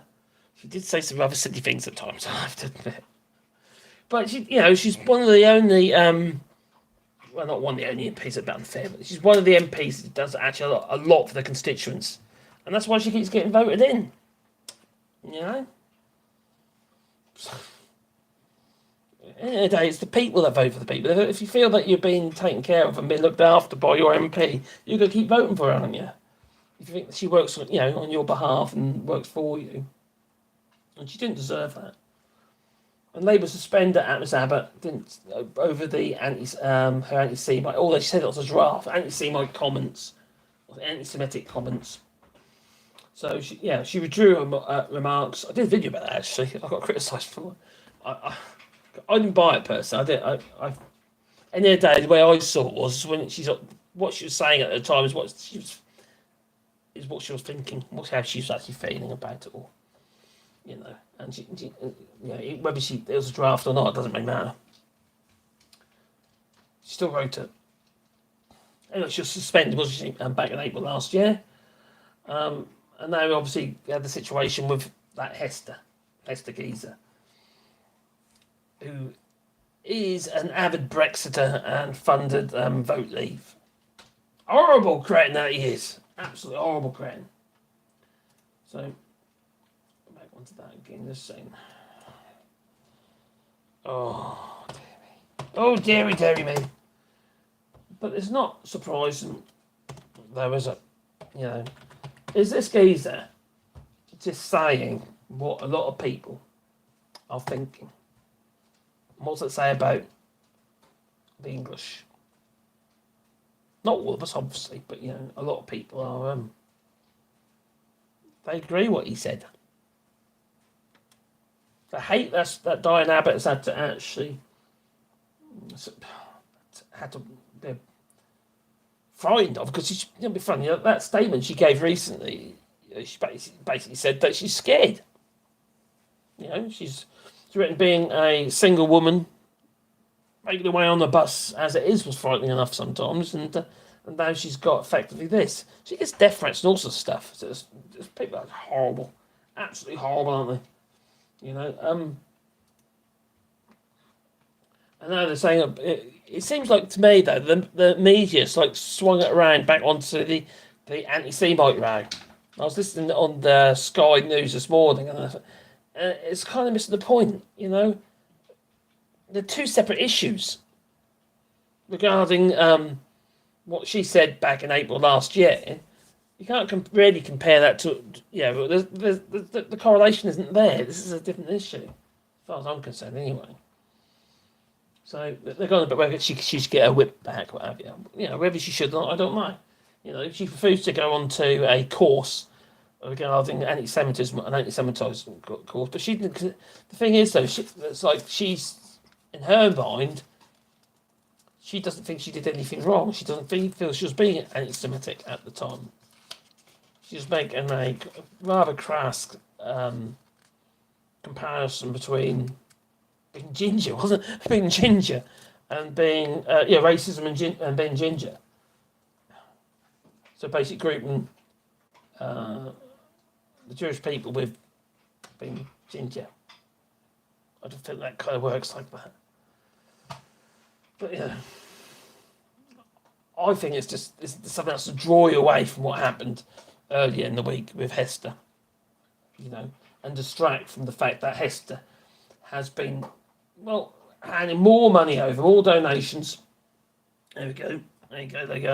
Reveals Sunak flown to Leeds for a private tour of Frank Hester's office weeks after the £5 million donation, one of many. Looks like there's downside more than what we first thought it was. You're very noisy, Sebastian. Hey, that's Molly's food, not yours. Not your food. I've got Sebastian going in the wrong bowl. He's ate it all. Oh, that sod. I wish Caroline wouldn't do that. Dear me. Putting his food down, right? Telling me. Right. I'm losing my voice. Right, so yeah. So Sunak's relationship with Hester is now under the spotlight after the Guardian investigation revealed, get the bigger, on Monday that the mega donor made comments about Diane Abbott which have been widely condemned for being racist and misogynistic. Well, not just that, he was inciting violence. He suggested that she ought to be shot. That's horrendous, horrific. Well, Sunak initially declined to comment on Hester's 2019 remarks that looking at Diane Abbott makes you want to hate all black women and that the MP should be shot. Who says these things? A Tory, a Brexiter. I'll tell you what, yeah, not just that Brexiter, no, there's other ones as well, you say. Like this geezer down there, my God. I think it's foregone conclusion that this guy voted for Brexit. What can I say? Whatever you like, I will beep out all the swearing. Well, you know, you have to be black, lesbian, queer, or any colour except white to be a politician in this country now. And it's better still if you're as thick as shit like Diane Abbott, or that sort of stuff, run by absolute idiots. You know, you buggers, lock me up if you like, but you won't shut me up. Anyway, See you, boys. Are you right if we use some of that for our video? Yeah, use it all. It's the most Tory thing about Salisbury. Up that again. Whatever you like, I will beep out all the swearing. Well, you know, you have to be black, lesbian, queer, or any colour except white to be a politician in this country now. And it's better still if you're as thick as shit like Diane Abbott, or that sort of stuff, run by absolute idiots. You know, you buggers, lock me up if you like, but you won't shut me up. Anyway, see you, boys. Are you right? What the heck's going on? They walk amongst us, you know. They do. They walk amongst us.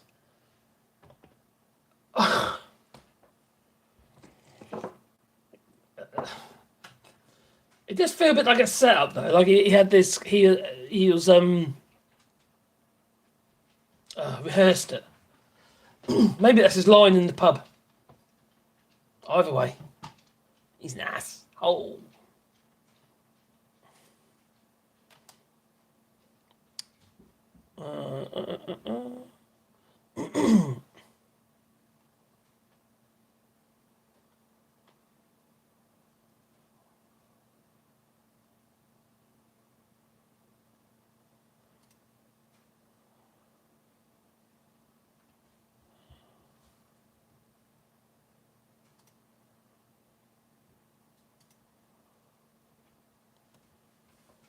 Sorry, Top Spoke, I'm not having that.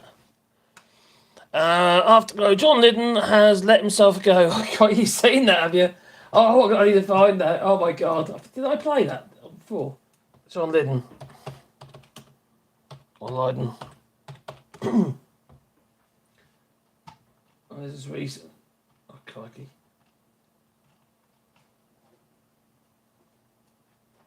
Oh, here he is. I'll put that into there.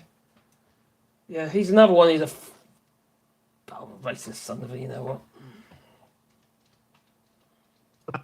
Britain today is so catastrophically disappointing. A lot of this tour that I'm doing will be in seaside towns. And I mean, they really indicate how run down Britain has become. Those used to be fantastic places when I was a kid. Mum and Dad would drag us off there for what felt like hours in a traffic jam. But it was absolutely great. It was working class people throwing sand at each other. Yeah. It was excellent. And the environment was economically thriving, I suppose, in the seaside towns. Everybody wanted a kiss me quick hat. It was vibrant. And it's not like, so vibrant now, is it?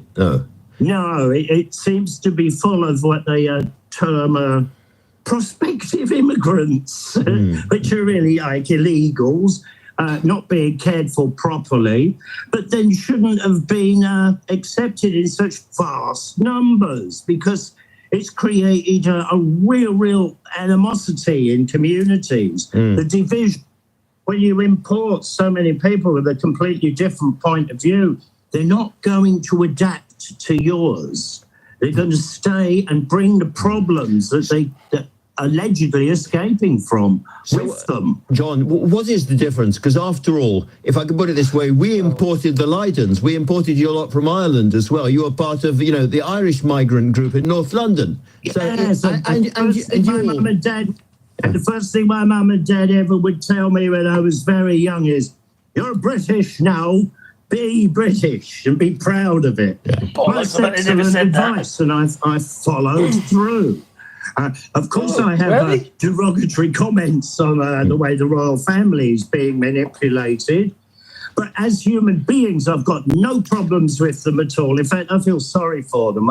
I think that they're kind of like birds trapped in gilded cages. So when they explode emotionally from time to time, I kind of empathise. Well, John Lydon. Okay, there you go. I did it for you. But no, weren't you lucky? No. So, God, Johnny, you kicked out the European rats. Oh, dear me, what an embarrassment. I've got 2 Sex Pistols records up here. Got both, yeah, never mind the bollocks. 2 editions.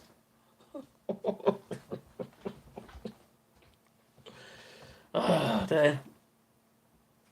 I watched walking videos in the UK, and there was a city so poor the hooligans couldn't even afford spray paint. So there was no graffiti. Couldn't they use blood? No? Who's that? Oh, Wally. Wally's sticking my fingers. Lovely. Alright, that's Sebastian. I can hear Pandora. Oh, there goes Wally. There's Bear. Sebastian Bear, ready? Oh, that wasn't very clever. Went over your head. Dora. Oh, Wally got it. Oh, Wally's had two. Pandora, you've got to make an effort, baby girl. That's not really making an effort. Anyway, where was I?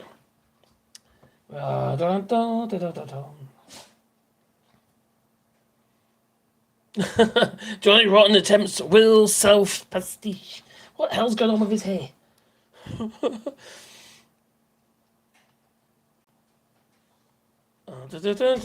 John Lydon, massive drama queen, trying to be relevant and failing so badly. Yes. Hello, David. David Durago, hope you're well. Hola, Marcus. How's UK going? It's going to shake. There you go. I told you. There is already a date to rejoin. Yes, yeah, but I'll be dead. By that time. Has Trump drunk again? Trump is always drunk. No, he don't drink, does he? He just eats Big Macs. His brain's pickled with pickled relish. I don't know.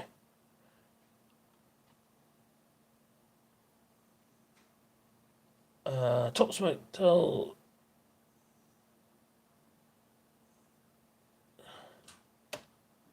What? Does someone just stick a bowl on his head? God, the clip is. I don't know. That's how he's dealing with his receding hairline. Yeah, something not quite right good on there. That hair, I know. That is bad as my beard.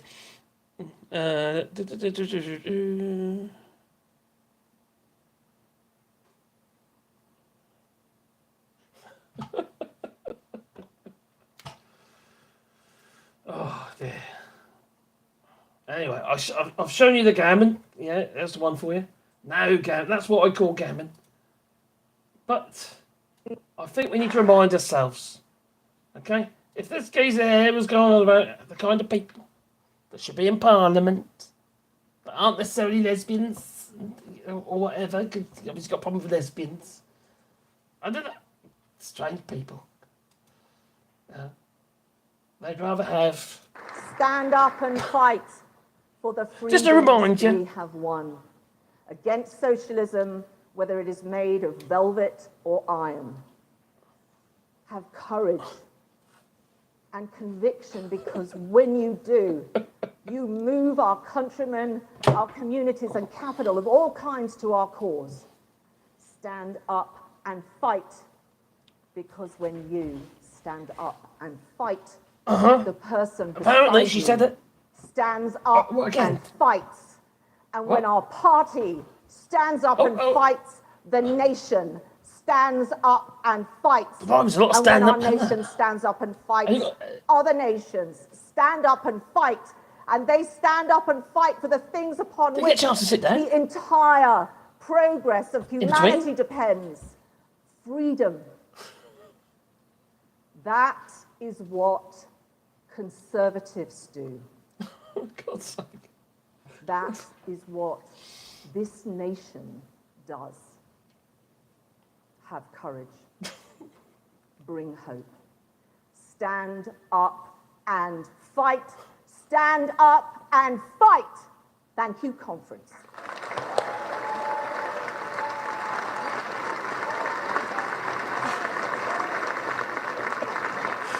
Oh, I just hope they play it at a funeral. Oh, blimey.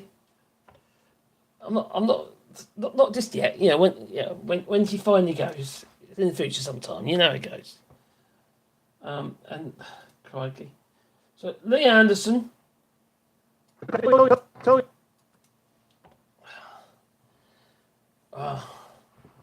Lee is right. Okay, it has to be said. Lee is right. There's two versions. There is. Tell you, this is the capital of common sense. Look at them all. These are clever people, grafters. Tell you this. Did you hear that? You Oh, I wonder who did that. It might have something to do with a particular lady that was quite vocal while Lee Anderson was doing his march. It's telling everybody how great he is. Alright. Oh, crikey. There's a lot of swearing. I warn you. Why did you leave the Conservative Party, LA? People are talking. I couldn't give a fuck. That's all right. Why are you back in this? Why did you leave the Conservative Party, We're LA? past watershed, aren't we? Hey?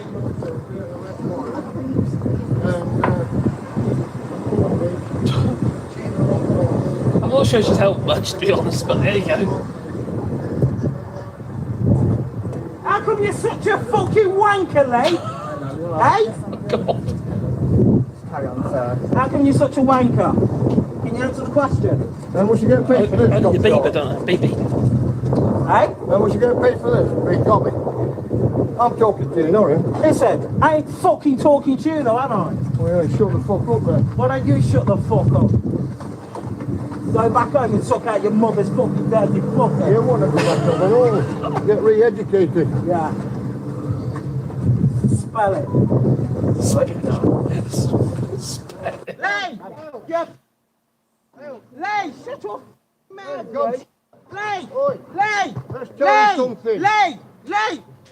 Anderson, stand for reform. I think she's angry. In Ashfield. You piece of... Touch me again, watch what happens. Touch me Really? again. Touch me again.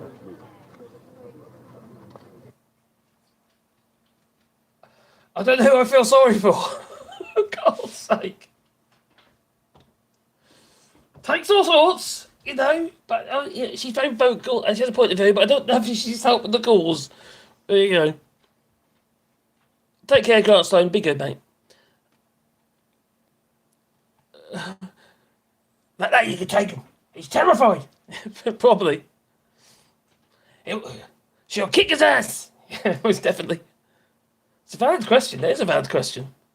But you're not going to get an answer, are you? Fair play, that woman. Oh, I'm waiting for this. That's what I call British education. I know.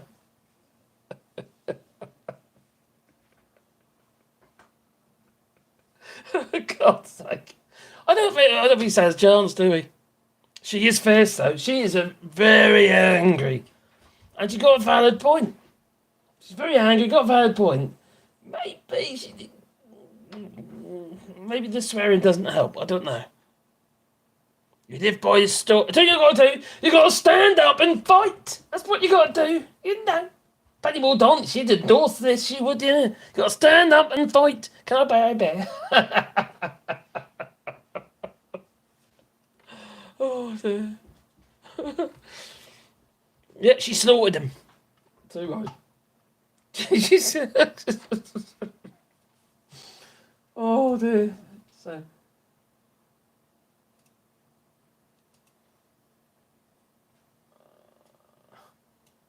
Now, the second version of Lee Anderson's, this is the real version. The other one was an edited version. So I've showed you this edited version of Lee Anderson. This is the capital of common sense. Look at them all. These are clever people, grafters. Tell you, this is the capital of common sense. Look at them all. Capital of common sense. These are clever people. They're always clever people. But this is actually the doctored version. This I think it's AI generated. It's deep fake. The real one, which is here, this one.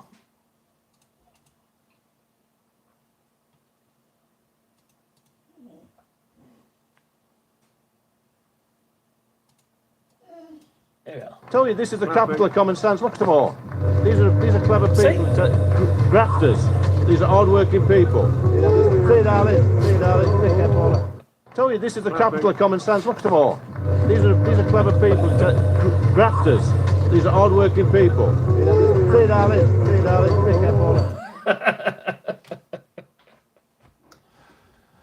Oh, they're back into chat. Oh, you're back. I can see you, Top Smoke. That woman was a sister of Whoopi Goldberg, probably, quite possibly. Lee stands up and runs away like a coward. They came out of the masses for 30p square head. I don't think there was that many people there, was there? Apart from the zombies. I was wishing that she'd biffed him. How racist. God, that would be funny. That would be. But she'd be the one in trouble, wouldn't she? You know? And everyone would be feeling, not everyone, but people would be feeling, oh, they shouldn't lay hands and all that. You know, it's like I was watching a quickie. I was just waiting for this. And I was, I can't remember her name. Asher, well, what's Asher? That woman, the black woman on GB News, trying to cover up for Hester. I call that kind of person, I call her a scab. People like that are scabs, you know. They cross the line. They cross the line. You live by the sword, stand up and fight. Happy St. Patrick's Day. Oh, Solent Green. They are looking for his 30p lunchbox. Probably. Quite possibly. That they are. Well.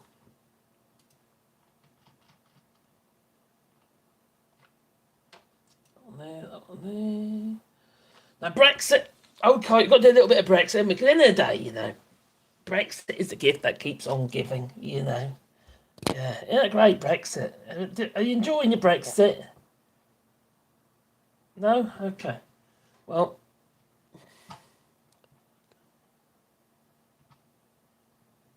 Right, there we go.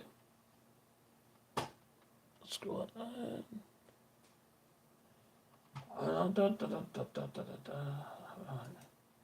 So.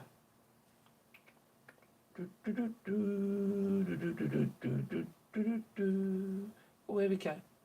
Right. It ain't panning out, no. The perfect microcosm of how migration hysteria causes harm. This is an incredibly worrying report. So early indications for next financial... Actually, a lot of the universities in the UK, they are really struggling because the foreign students are the ones who are subsidising the British students. Universities can't run without the foreign students because they're paying full whack, you see. This is going to be the same story regarding the nursery places and stuff like that, where the nurseries are being subsidised by those paying the full price. Now everyone's going to be getting this from 9 months eventually, isn't it?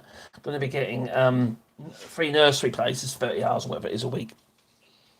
The nurseries are not allowed to top it up or ask for more money. That'll shut them down. I've made videos about this before when you first announced this because I knew the school because, you know, I knew people working it and also my kids just... Anyway. And I think it was that's after the budget when he brought this up before regarding his nursery places. I said it back then, and it is actually happening. The nurseries are now saying, hang on, no, we can't manage on this. When they start coming into play, you know, the actual free nursery places, and it's already started, and they're going to start shutting down. There aren't going to be enough nursery places anyway. So I don't know how that's going to pan out. They have to try and get the money elsewhere, wouldn't they? Like maybe I don't supply the food, but charge double for it or something. I don't know. Here are that admissions of foreign students are down 37%. Why is this significant? Post-Brexit, EU student numbers plummeted, and this was replaced by largely Chinese, Indian, and Nigerian students. Because of the economic crisis and because of a hostility it's a bit quiet, isn't it? to the visa system in general at the moment, government saying they're cracking down, those numbers are beginning to go down. And what that means is that because British students are loss-making, there are fewer foreign students to sort of subsidize British students.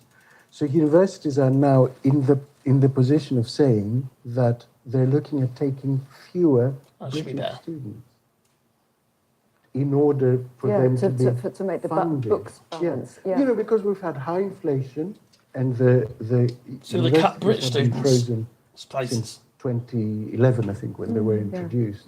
And so British students are now need basically an accompanying foreign student to subsidize their education. I mean, we haven't got very long, but it's a big question for universities, how they fund themselves. Tell you that the big question is, we need universities, we need education. We need to get more people into some sort of form of education, even though they've got to be in education until 18 now. It's not working, is it?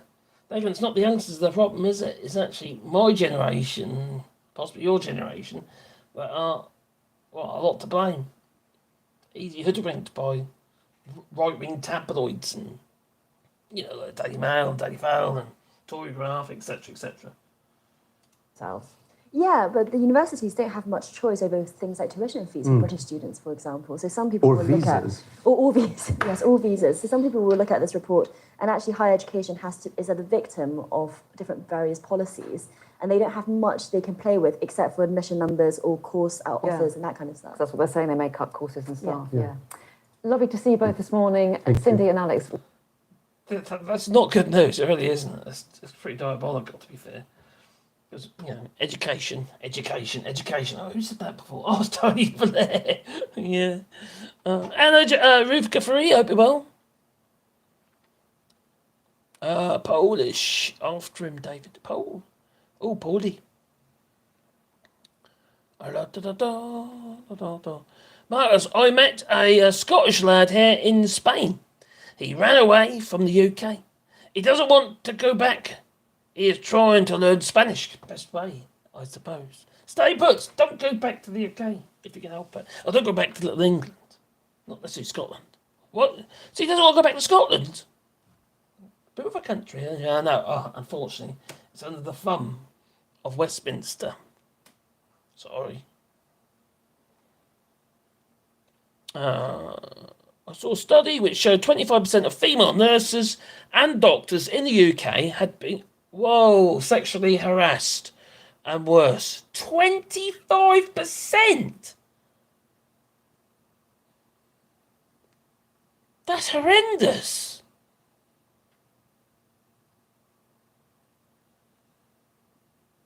Sexually harassed. 25. Blimey. That's really high numbers. So a quarter of them. Portuguese immigrants in the UK keep on dropping 6 years after Brexit. And that's in the Publico. I'm not surprised, to be fair. I really am not surprised. Post-Brexit, a lot.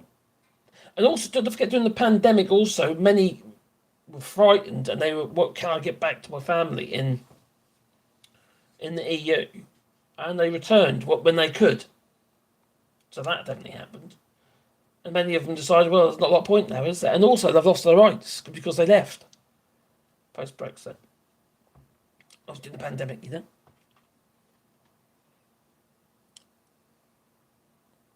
Poor Dad, he cries every time we meet. What are you doing to him, David? Put the tear in his eye, believe me. The only thing that is absolutely limitless is knowledge. Cut education and you cut your future. And the arts. It all goes hand in hand. It changes the way that you think about stuff. And when I went to university and I did my photography degree, it changed the way I thought about stuff. It really does. It opens your mind. It makes you look at things differently. So although you say, oh, okay, I didn't pursue my photography and stuff. And for me, I'd have done fine art photography myself. You know, that's one of the hardest things to actually make any money in. But, you know, never mind the photography, that. I'd say the fact that I actually went to college and learned with other people. And youngsters as well. That's quite a mixed group. Obviously, a lot of people have gone through the stages to get to university, you know, youngsters and what have you, and, you know, I've like early 20s and all that. But then there's a lot of mature students as well. If anything, the mature students are more dedicated to what they were doing because they had to give up something. Whereas a lot of the youngsters basically being either funded by their parents, or maybe they were at work a little bit and pushing themselves through. I suppose respect for that. but had a different attitude, but also different life skills and stuff. So they're kind of added to. They looked at things differently. From the youngsters to the old people, we looked at things differently. So we all got our positive traits, obviously. But I felt it opened my mind really to different things. Look at things more laterally instead of just like blinking. And I don't know if for instance my father, he was a really good artist, but he had no imagination, which didn't really go hand in hand with being an artist. He could paint really well. He's a brilliant painter.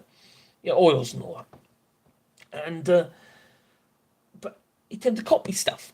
So I like that bit image. I think I'll paint that, and that's what he did. Like I got a picture on my wall in there where he painted it, which in Hamburg, Harbour in Hamburg, and anyway, because he'd been there, so he had a photograph of it, and he painted it from the photograph. So he's basically copying the photograph.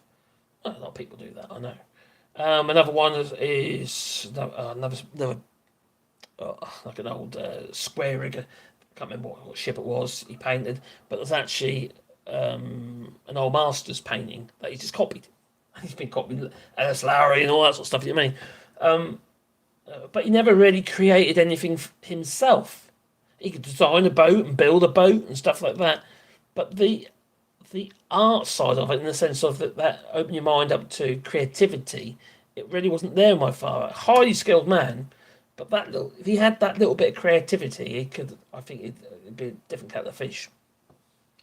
And I think that's what university does. It opens your mind and makes you think about things differently.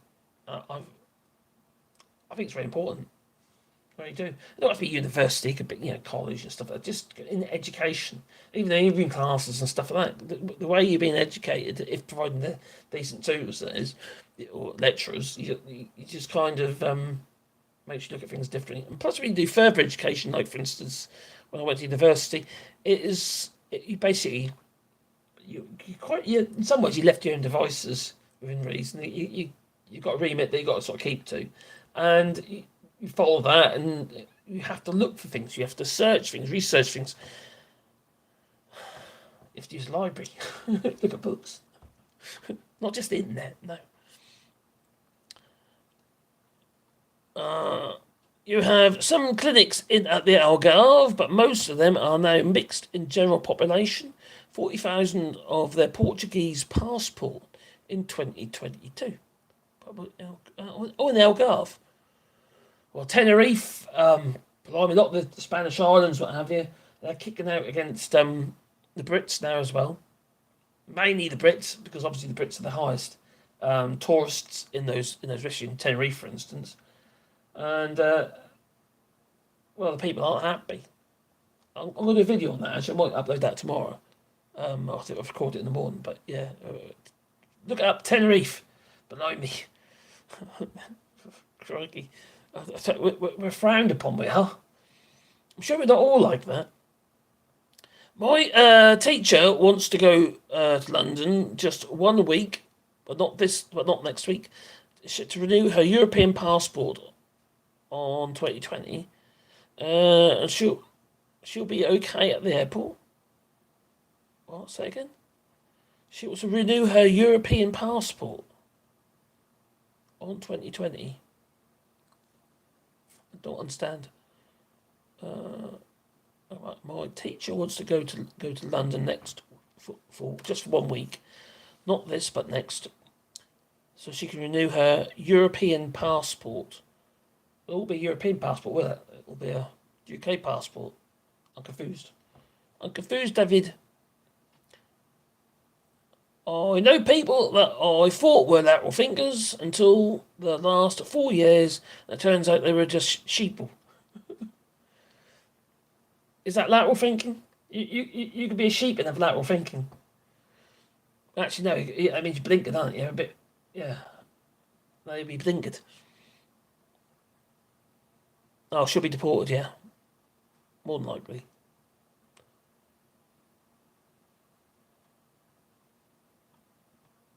Scrolling down. This is not news here. My German family, the closest is from the Algarve, and some more distant German bloodlines on Dad's side. says Joel. If you don't speak Czech, you go to Motul. A lot of Brits who fall. Was it fall or fail? What are you doing, Sebastian? They get into fights, and the worst cases are getting a food run over by a tram. What? Oh, get a foot run over by a tram. What? Oh, God, I cut your foot off. That won't be good. European passport. Oh, they were the days, I know. I can remember then. But I've got to renew mine this year. Cameron's got to renew hers first. It's quite easy to do, apparently, though. You get a little black bendy one that looks like it's been in the damp. I want to know if they will let one teacher enter with a European passport or need a visa. If the passport is valid, they'll let her in. No, she wouldn't need a visa because she wouldn't need a visa as part of the Schengen. We've got basically like a cut-down version of Schengen as part of the Trade and Cooperation Agreement. As long as she's got a valid passport, she'll be able to use that. She don't need a visa to go to London. Not from Spain. No. As part of the Trade and Cooperation Agreement, so that's not necessary. So, as long as her European passport is valid. Make sure you've got enough time on it from the issue date of the passport as well. They probably, actually, to be fair, they probably will be okay because I think it's only the UK passports have longer than 10 years on them, which isn't valid in the EU. Amazing what people amazing what you can people to do if you suggest they would go on holiday again. Again, sheeple. I can see how the Nazis did it. Yeah. If you tell people a lie enough times, and there's no one there to counter it, that's why you're supposed to have a balance in Parliament. People would believe it, wouldn't they? You know. I suppose if you think about Hitler, what have you, he helped salvage the economy in Germany. People they believed in him, and then he, got his Mein Kampf, and then used it as his Bible. Oh, sorry, what I meant is the Algarve has always been a place with foreigners, and my direct German family settled there, and I have some other bloodline on my father's side, further north. You're quite a bit mix, aren't you? I've got a bit of a mix in me. If I told you that I was part Indian, you'd think, oh my God, really? No, I don't believe you. You've got a beard. Indians can't grow beards. They're all patchy, like Asians. Well, Asians, but like Chinese. So, yeah, my mother was quarter or half. Quarter Indian. My grandmother was a love child. In India. My mum came over on a boat in the 50s. Was it 60s? Can't remember now. Late 50s, early 60s. Oh, I can't remember. I did know the name of the boat, but I can't remember now. We found it online, actually. The boat and had the passenger list on there, which my mum was on there. Well, the whole family was on there. Yeah, a whole lot of them came over. Hitler offered cruises to the Portuguese Atlantic Islands to common Germans as a reward. Oh, blimey.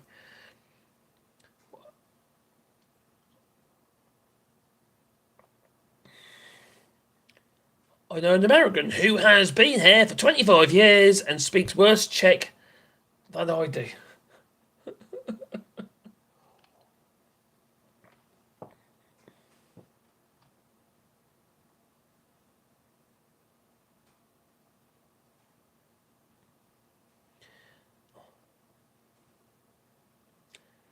What passports ask, says Top Smoke. One man telling another man he can't go somewhere. What an incredible concept. Or is it something that tells somebody that they can go somewhere?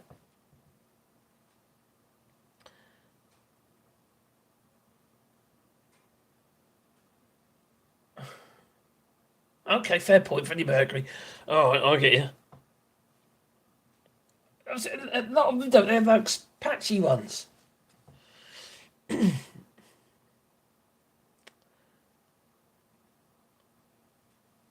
Oh, Freddie was Persian.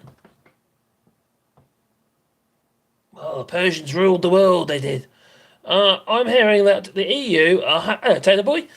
Dead boy one! I'm hearing that the EU are having discussions with a few countries to issue freedom of movement to those already legally settled in the EU. That'd be good.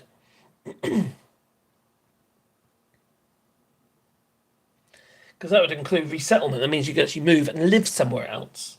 At the moment, I can travel anywhere within the Schengen without any problems whatsoever, as long as I have a passport with me and stuff like that. And that wouldn't be any issues at all. But I can't settle anywhere other than them being in France. Obviously, I can settle in the UK, but then I lose my rights here. And besides, why would I go back to that place? It's like, yes, it's like yeah, that's just, oh. Which then means you can't go. Oh, where's it going? Right, I still have my European passport. I'm very proud of that. I lose mine. I entered the UK when I lived there. I showed my identity card from Spain and Manchester Airport. They told me to wait to ask if it was valid. I suppose that the thing is, though, you see, the tourists, European tourists going to the UK, well, that's obviously going to go. That's dropped like a stone, hasn't it? Since they can't use their identity cards anymore in the UK. You've got to have an actually valid passport. And not all Europeans, as in mainland Europeans, continental Europeans, bother getting passports because they don't really, a lot of the time they don't really need it unless they want to, travel outside of the EU. Don't forget, a lot of people come to the EU, to go on holiday. They go to Spain and places like that. So Tenerife, maybe not that anymore, but, or even France. It's getting expensive out there. I have to admit, prices have definitely gone up. A passport has no meaning. It's a ticket. It's a ticket to travel. What about people voting to make their passports worth less than they were before? I know. What was the point of that? It hasn't panned out, has it? No. In fact, it's complete and utter mess. No. According to Kelly Baddock, everything is great. She did a report, Yeah. Now, import tariffs to be paused on 120 goods. Ministers announced before the SME event.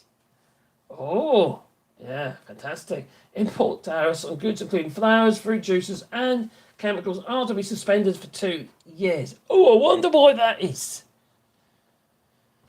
Oh, can you remember? Well, it's been reported about a month ago how we weren't going to get any flowers because of the import checks and stuff like that. So now they decided, no, we'll skip that one. Kick that can down the road again because it ain't going to work. No. So, Kerry Baddock,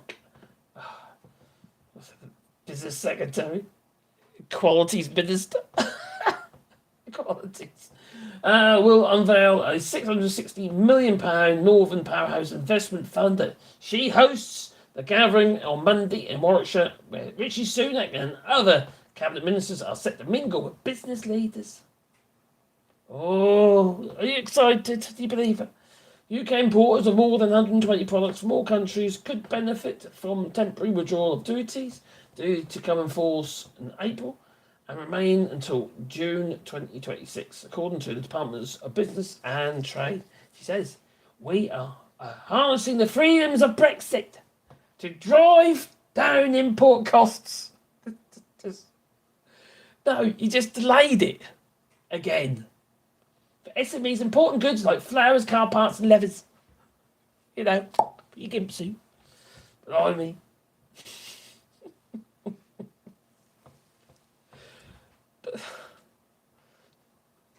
it's just an oxymoron. We're driving.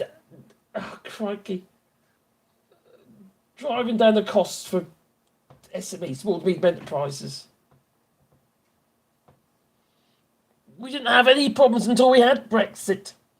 And now apparently now they're trying to get the credit for the fact that they're deciding not to do it on certain bits. It would delay that again. Oh, crikey, these people. But we have to look at the bright side. We've got something else we can laugh at. We can laugh at Richard I'm Blice. absolutely clear. I think the British people want politicians, leaders, Your favourite authorities Sunday sermon to focus 110% on actually getting out of recession, getting the economy growing again, getting waiting lists down, getting police on the streets, sorting out the criminal justice bill, controlling our borders, stopping the boats. All of these things is what the British people are obsessing about. Quite right too. I think an election's coming. It could be very, very soon indeed. And that is what the people are going to want to hear about. I'm absolutely clear. I think the British people want politicians, leaders, the authorities to focus 110%. God, he's awful. Awful.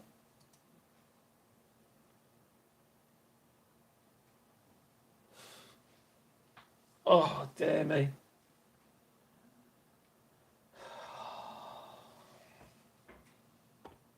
I think we're lost.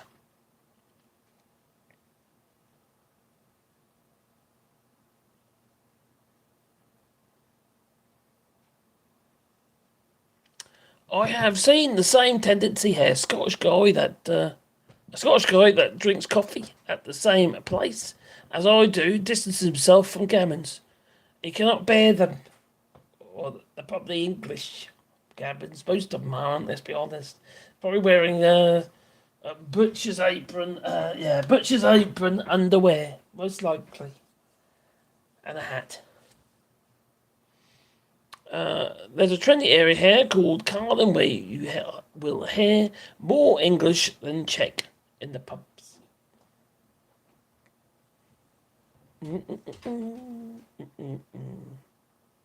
He's a fucking posh Max Headroom. Oh, God, I love Max Headroom.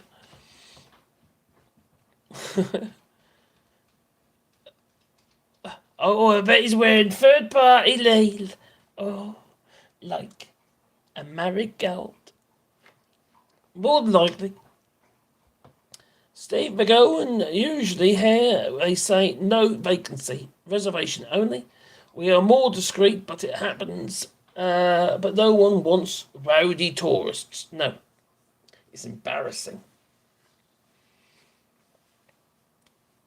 Generally speaking, here though, we get English people come here, then on holiday or visiting family, and that not usually an issue. You get occasional idiots, but but most of the time they're pretty respectful and it's all they folks want to have a nice time. I think places like Spain attracts a different clientele. I think we're all saying them, aren't we?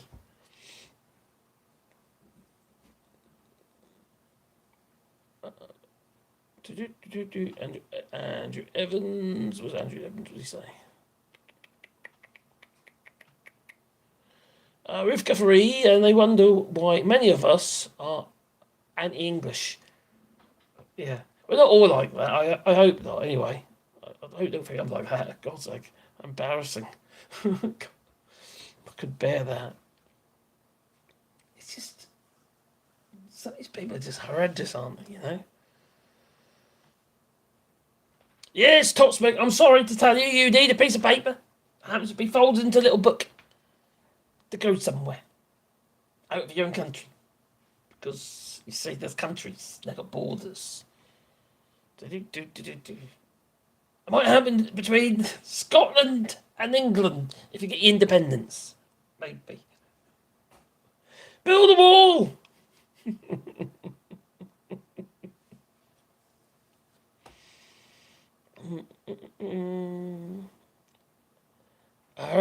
Because yeah, fast and percent. What fast and percent, Gary? Well, I don't know what it means. I don't know. Marcus, this man of Sunday sermon didn't appear on TV show Saved by the Bell. Yes. Also, it looks heavily cut. It's like, lots of Jerry motions in it. Oh, sorry. Here they say no. Oh, done already. Okay. They need to start thinking outside the box instead of being slaves to the mainstream media. You're not going to change that, though, are you? The mainstream media, or the media in general, they're only going to promote or do whatever they can do to push a narrative that makes them money, to sell their papers or get more more advertisers or subscriptions. That's all they're going to do, isn't it? They're going to carry on doing that. If being a decent person makes them more money, well, then they'll start doing that. It'll be decent media. Let's discuss Tyson. What about Tyson?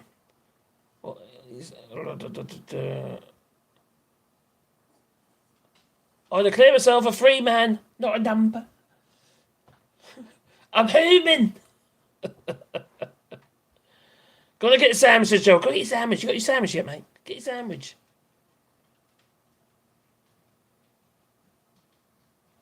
Let's discuss Tyson's fighting at 58. How much roids has he got? Has he got in him? I don't know. It's too late now. It's been done. They take checks in the pub.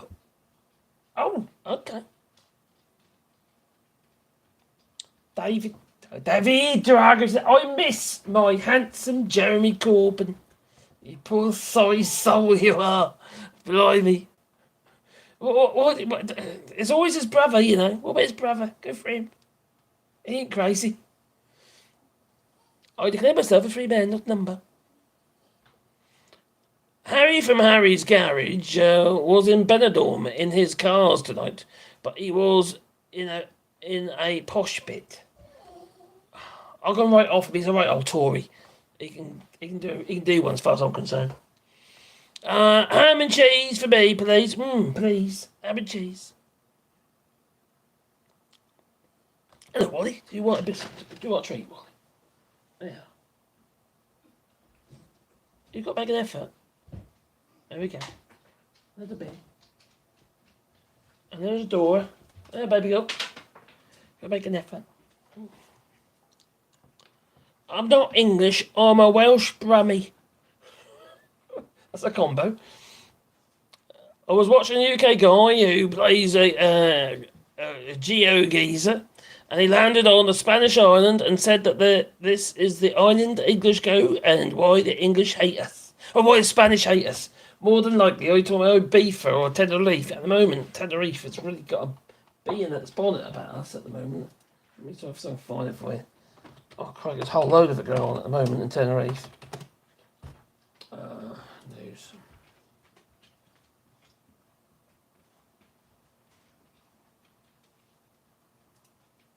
UK tourists in Mallorca, Malaga and Tenerife warned get out in a crackdown. Yeah, Spain holiday warning has been issued as UK tourists are slammed in Mallorca, Malaga and Tenerife, and UK tourists have been warned to get out of some of Spain's top holiday destinations after a wave of protests across the country against tourism, predominantly in English tourism. So a new campaign in Malaga has seen posters telling tourists to F off. This was in a local publication. I live in a neighbourhood of Malaga called Fuente Orientas and was told a few weeks ago the owner wouldn't be renewing my rental contract. People get pushed out. And I had to leave because the property was going to be readapted for tourist lets. Every day I'm receiving photos of new stickers and people that are making it go viral. And there's a lot of movement because citizens are sick of the situation. Basically, they can't get a home because tourists are effectively, well, the properties have been bought up for tourism. Well, they're cracking down on that. The actual government, whatever, is cracking down on it. There's a lot of restrictions now on tourism, British tourism, or tourism in general, but it seems to be mainly aimed at the Brits because they are the highest proportion of tourists. In this article here, they did actually say, I was reading this earlier, I've kicked it off now, but it said that we're looking for a better tourist. What does that say about us, really, you know? But we all get tarnished with the same brush, unfortunately. You know, so it's quite shameful, really. We've got those, got the Lagerloats to thank for that. And Brexit. Oh, Joel, he's back. He's had a sandwich. They won't need them after. You'll get the English coming over in dinghies. They won't need them after go. They can swim or get a ferry, which I'll start up.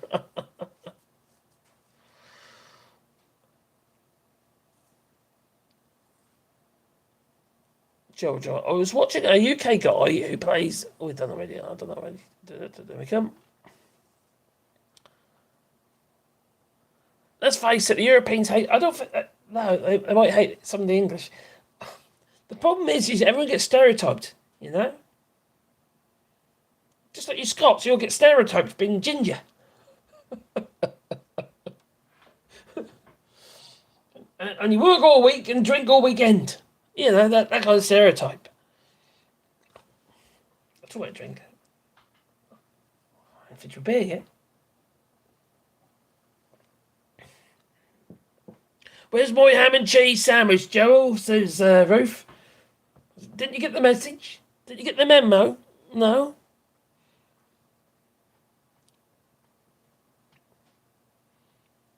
That's the problem with stereotypes, isn't it? It is a problem. I fancy a spam toasty. You want spam with this, spam with that? Got me spam. God's sake. Oh my God. You get spam here in France as well. They actually call it spam. Just basically like lunch and meat type stuff. Oh God, that's horrible. No spam for me. Thank you. I'd rather do without the spam. Who wants to go to a crowded Spanish beach and cause problems for the locals? Good point. I always feel like an intruder. And I just go... I don't know about that. I have to admit, when I've been to Spain, I never feel like an intruder because there's so many of us. I feel like, you know, maybe an infestation. You know? Now, my mother-in-law and father-in-law moved to Spain, Playa Flamenca, Alicante, and Valencia. And they had an apartment there for which they were living in. And it was a concrete jungle. And it was literally Brits everywhere, you know. I don't know if it's the same now. A lot of them actually saw. Actually, no, it wasn't. Because last time we went there, excuse me, lots of people were selling up. And this was before Brexit. So it was a trend on its way anyway. But anyway, my mother-in-law, she moved here in France, yeah, from Spain. And now she's back in the UK and they regret it big time. I wish they stayed in France. Who wants to go to... Nope, done that already. That ferry business. Let's put it on Dragon's Den. I know, Ruth, you might be in business there. Billy Kershaw said I had 4 ham and cheese on toast. I wonder if I can squeeze a wafer thin mint in. What? Why would you want that in there? Oh, in you, not in your sandwich. Yeah, because it'd be a bit weird in your sandwich. Have it with a coffee. All right. I think it's time for me to go. Oh, I'm losing my voice big time here. What's he doing?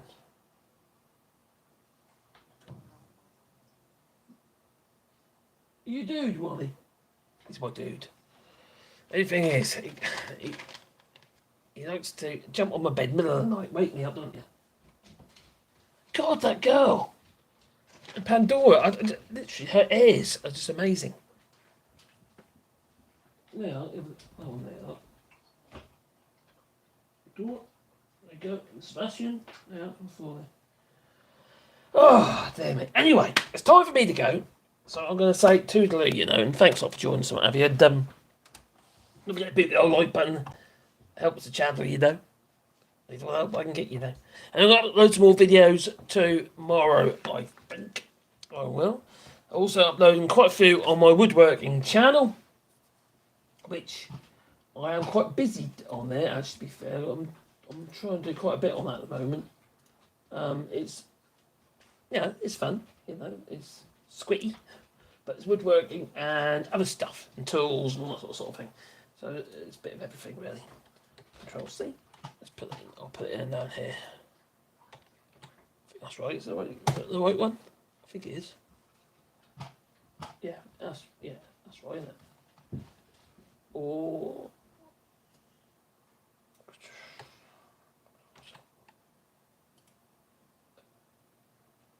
link.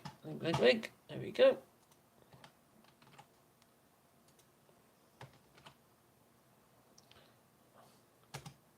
So it's at Wally Bar Woodworking on YouTube as well. If that the work to put in the search, and I'll take you there. So yeah, it's doing quite well on that. I won't be long if we have 30,000 subscribers on there very, very soon.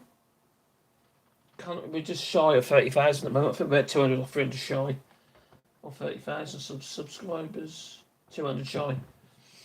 So that's growing very quickly, because about, I would say it was 25 or 26,000 when we got since November last year, so that's been growing quite nicely. So anyway, good night everybody. I hope you'll have a lovely week, and don't get depressed even though there's a shit. The world is nigh. The end is nigh. The end is nigh. That's it. Is it right? End is nigh? Yeah, something like that. Wow. Don't forget to stand up and fight there. Whatever you do, you've got to do that. And maybe you can, well, how to put it?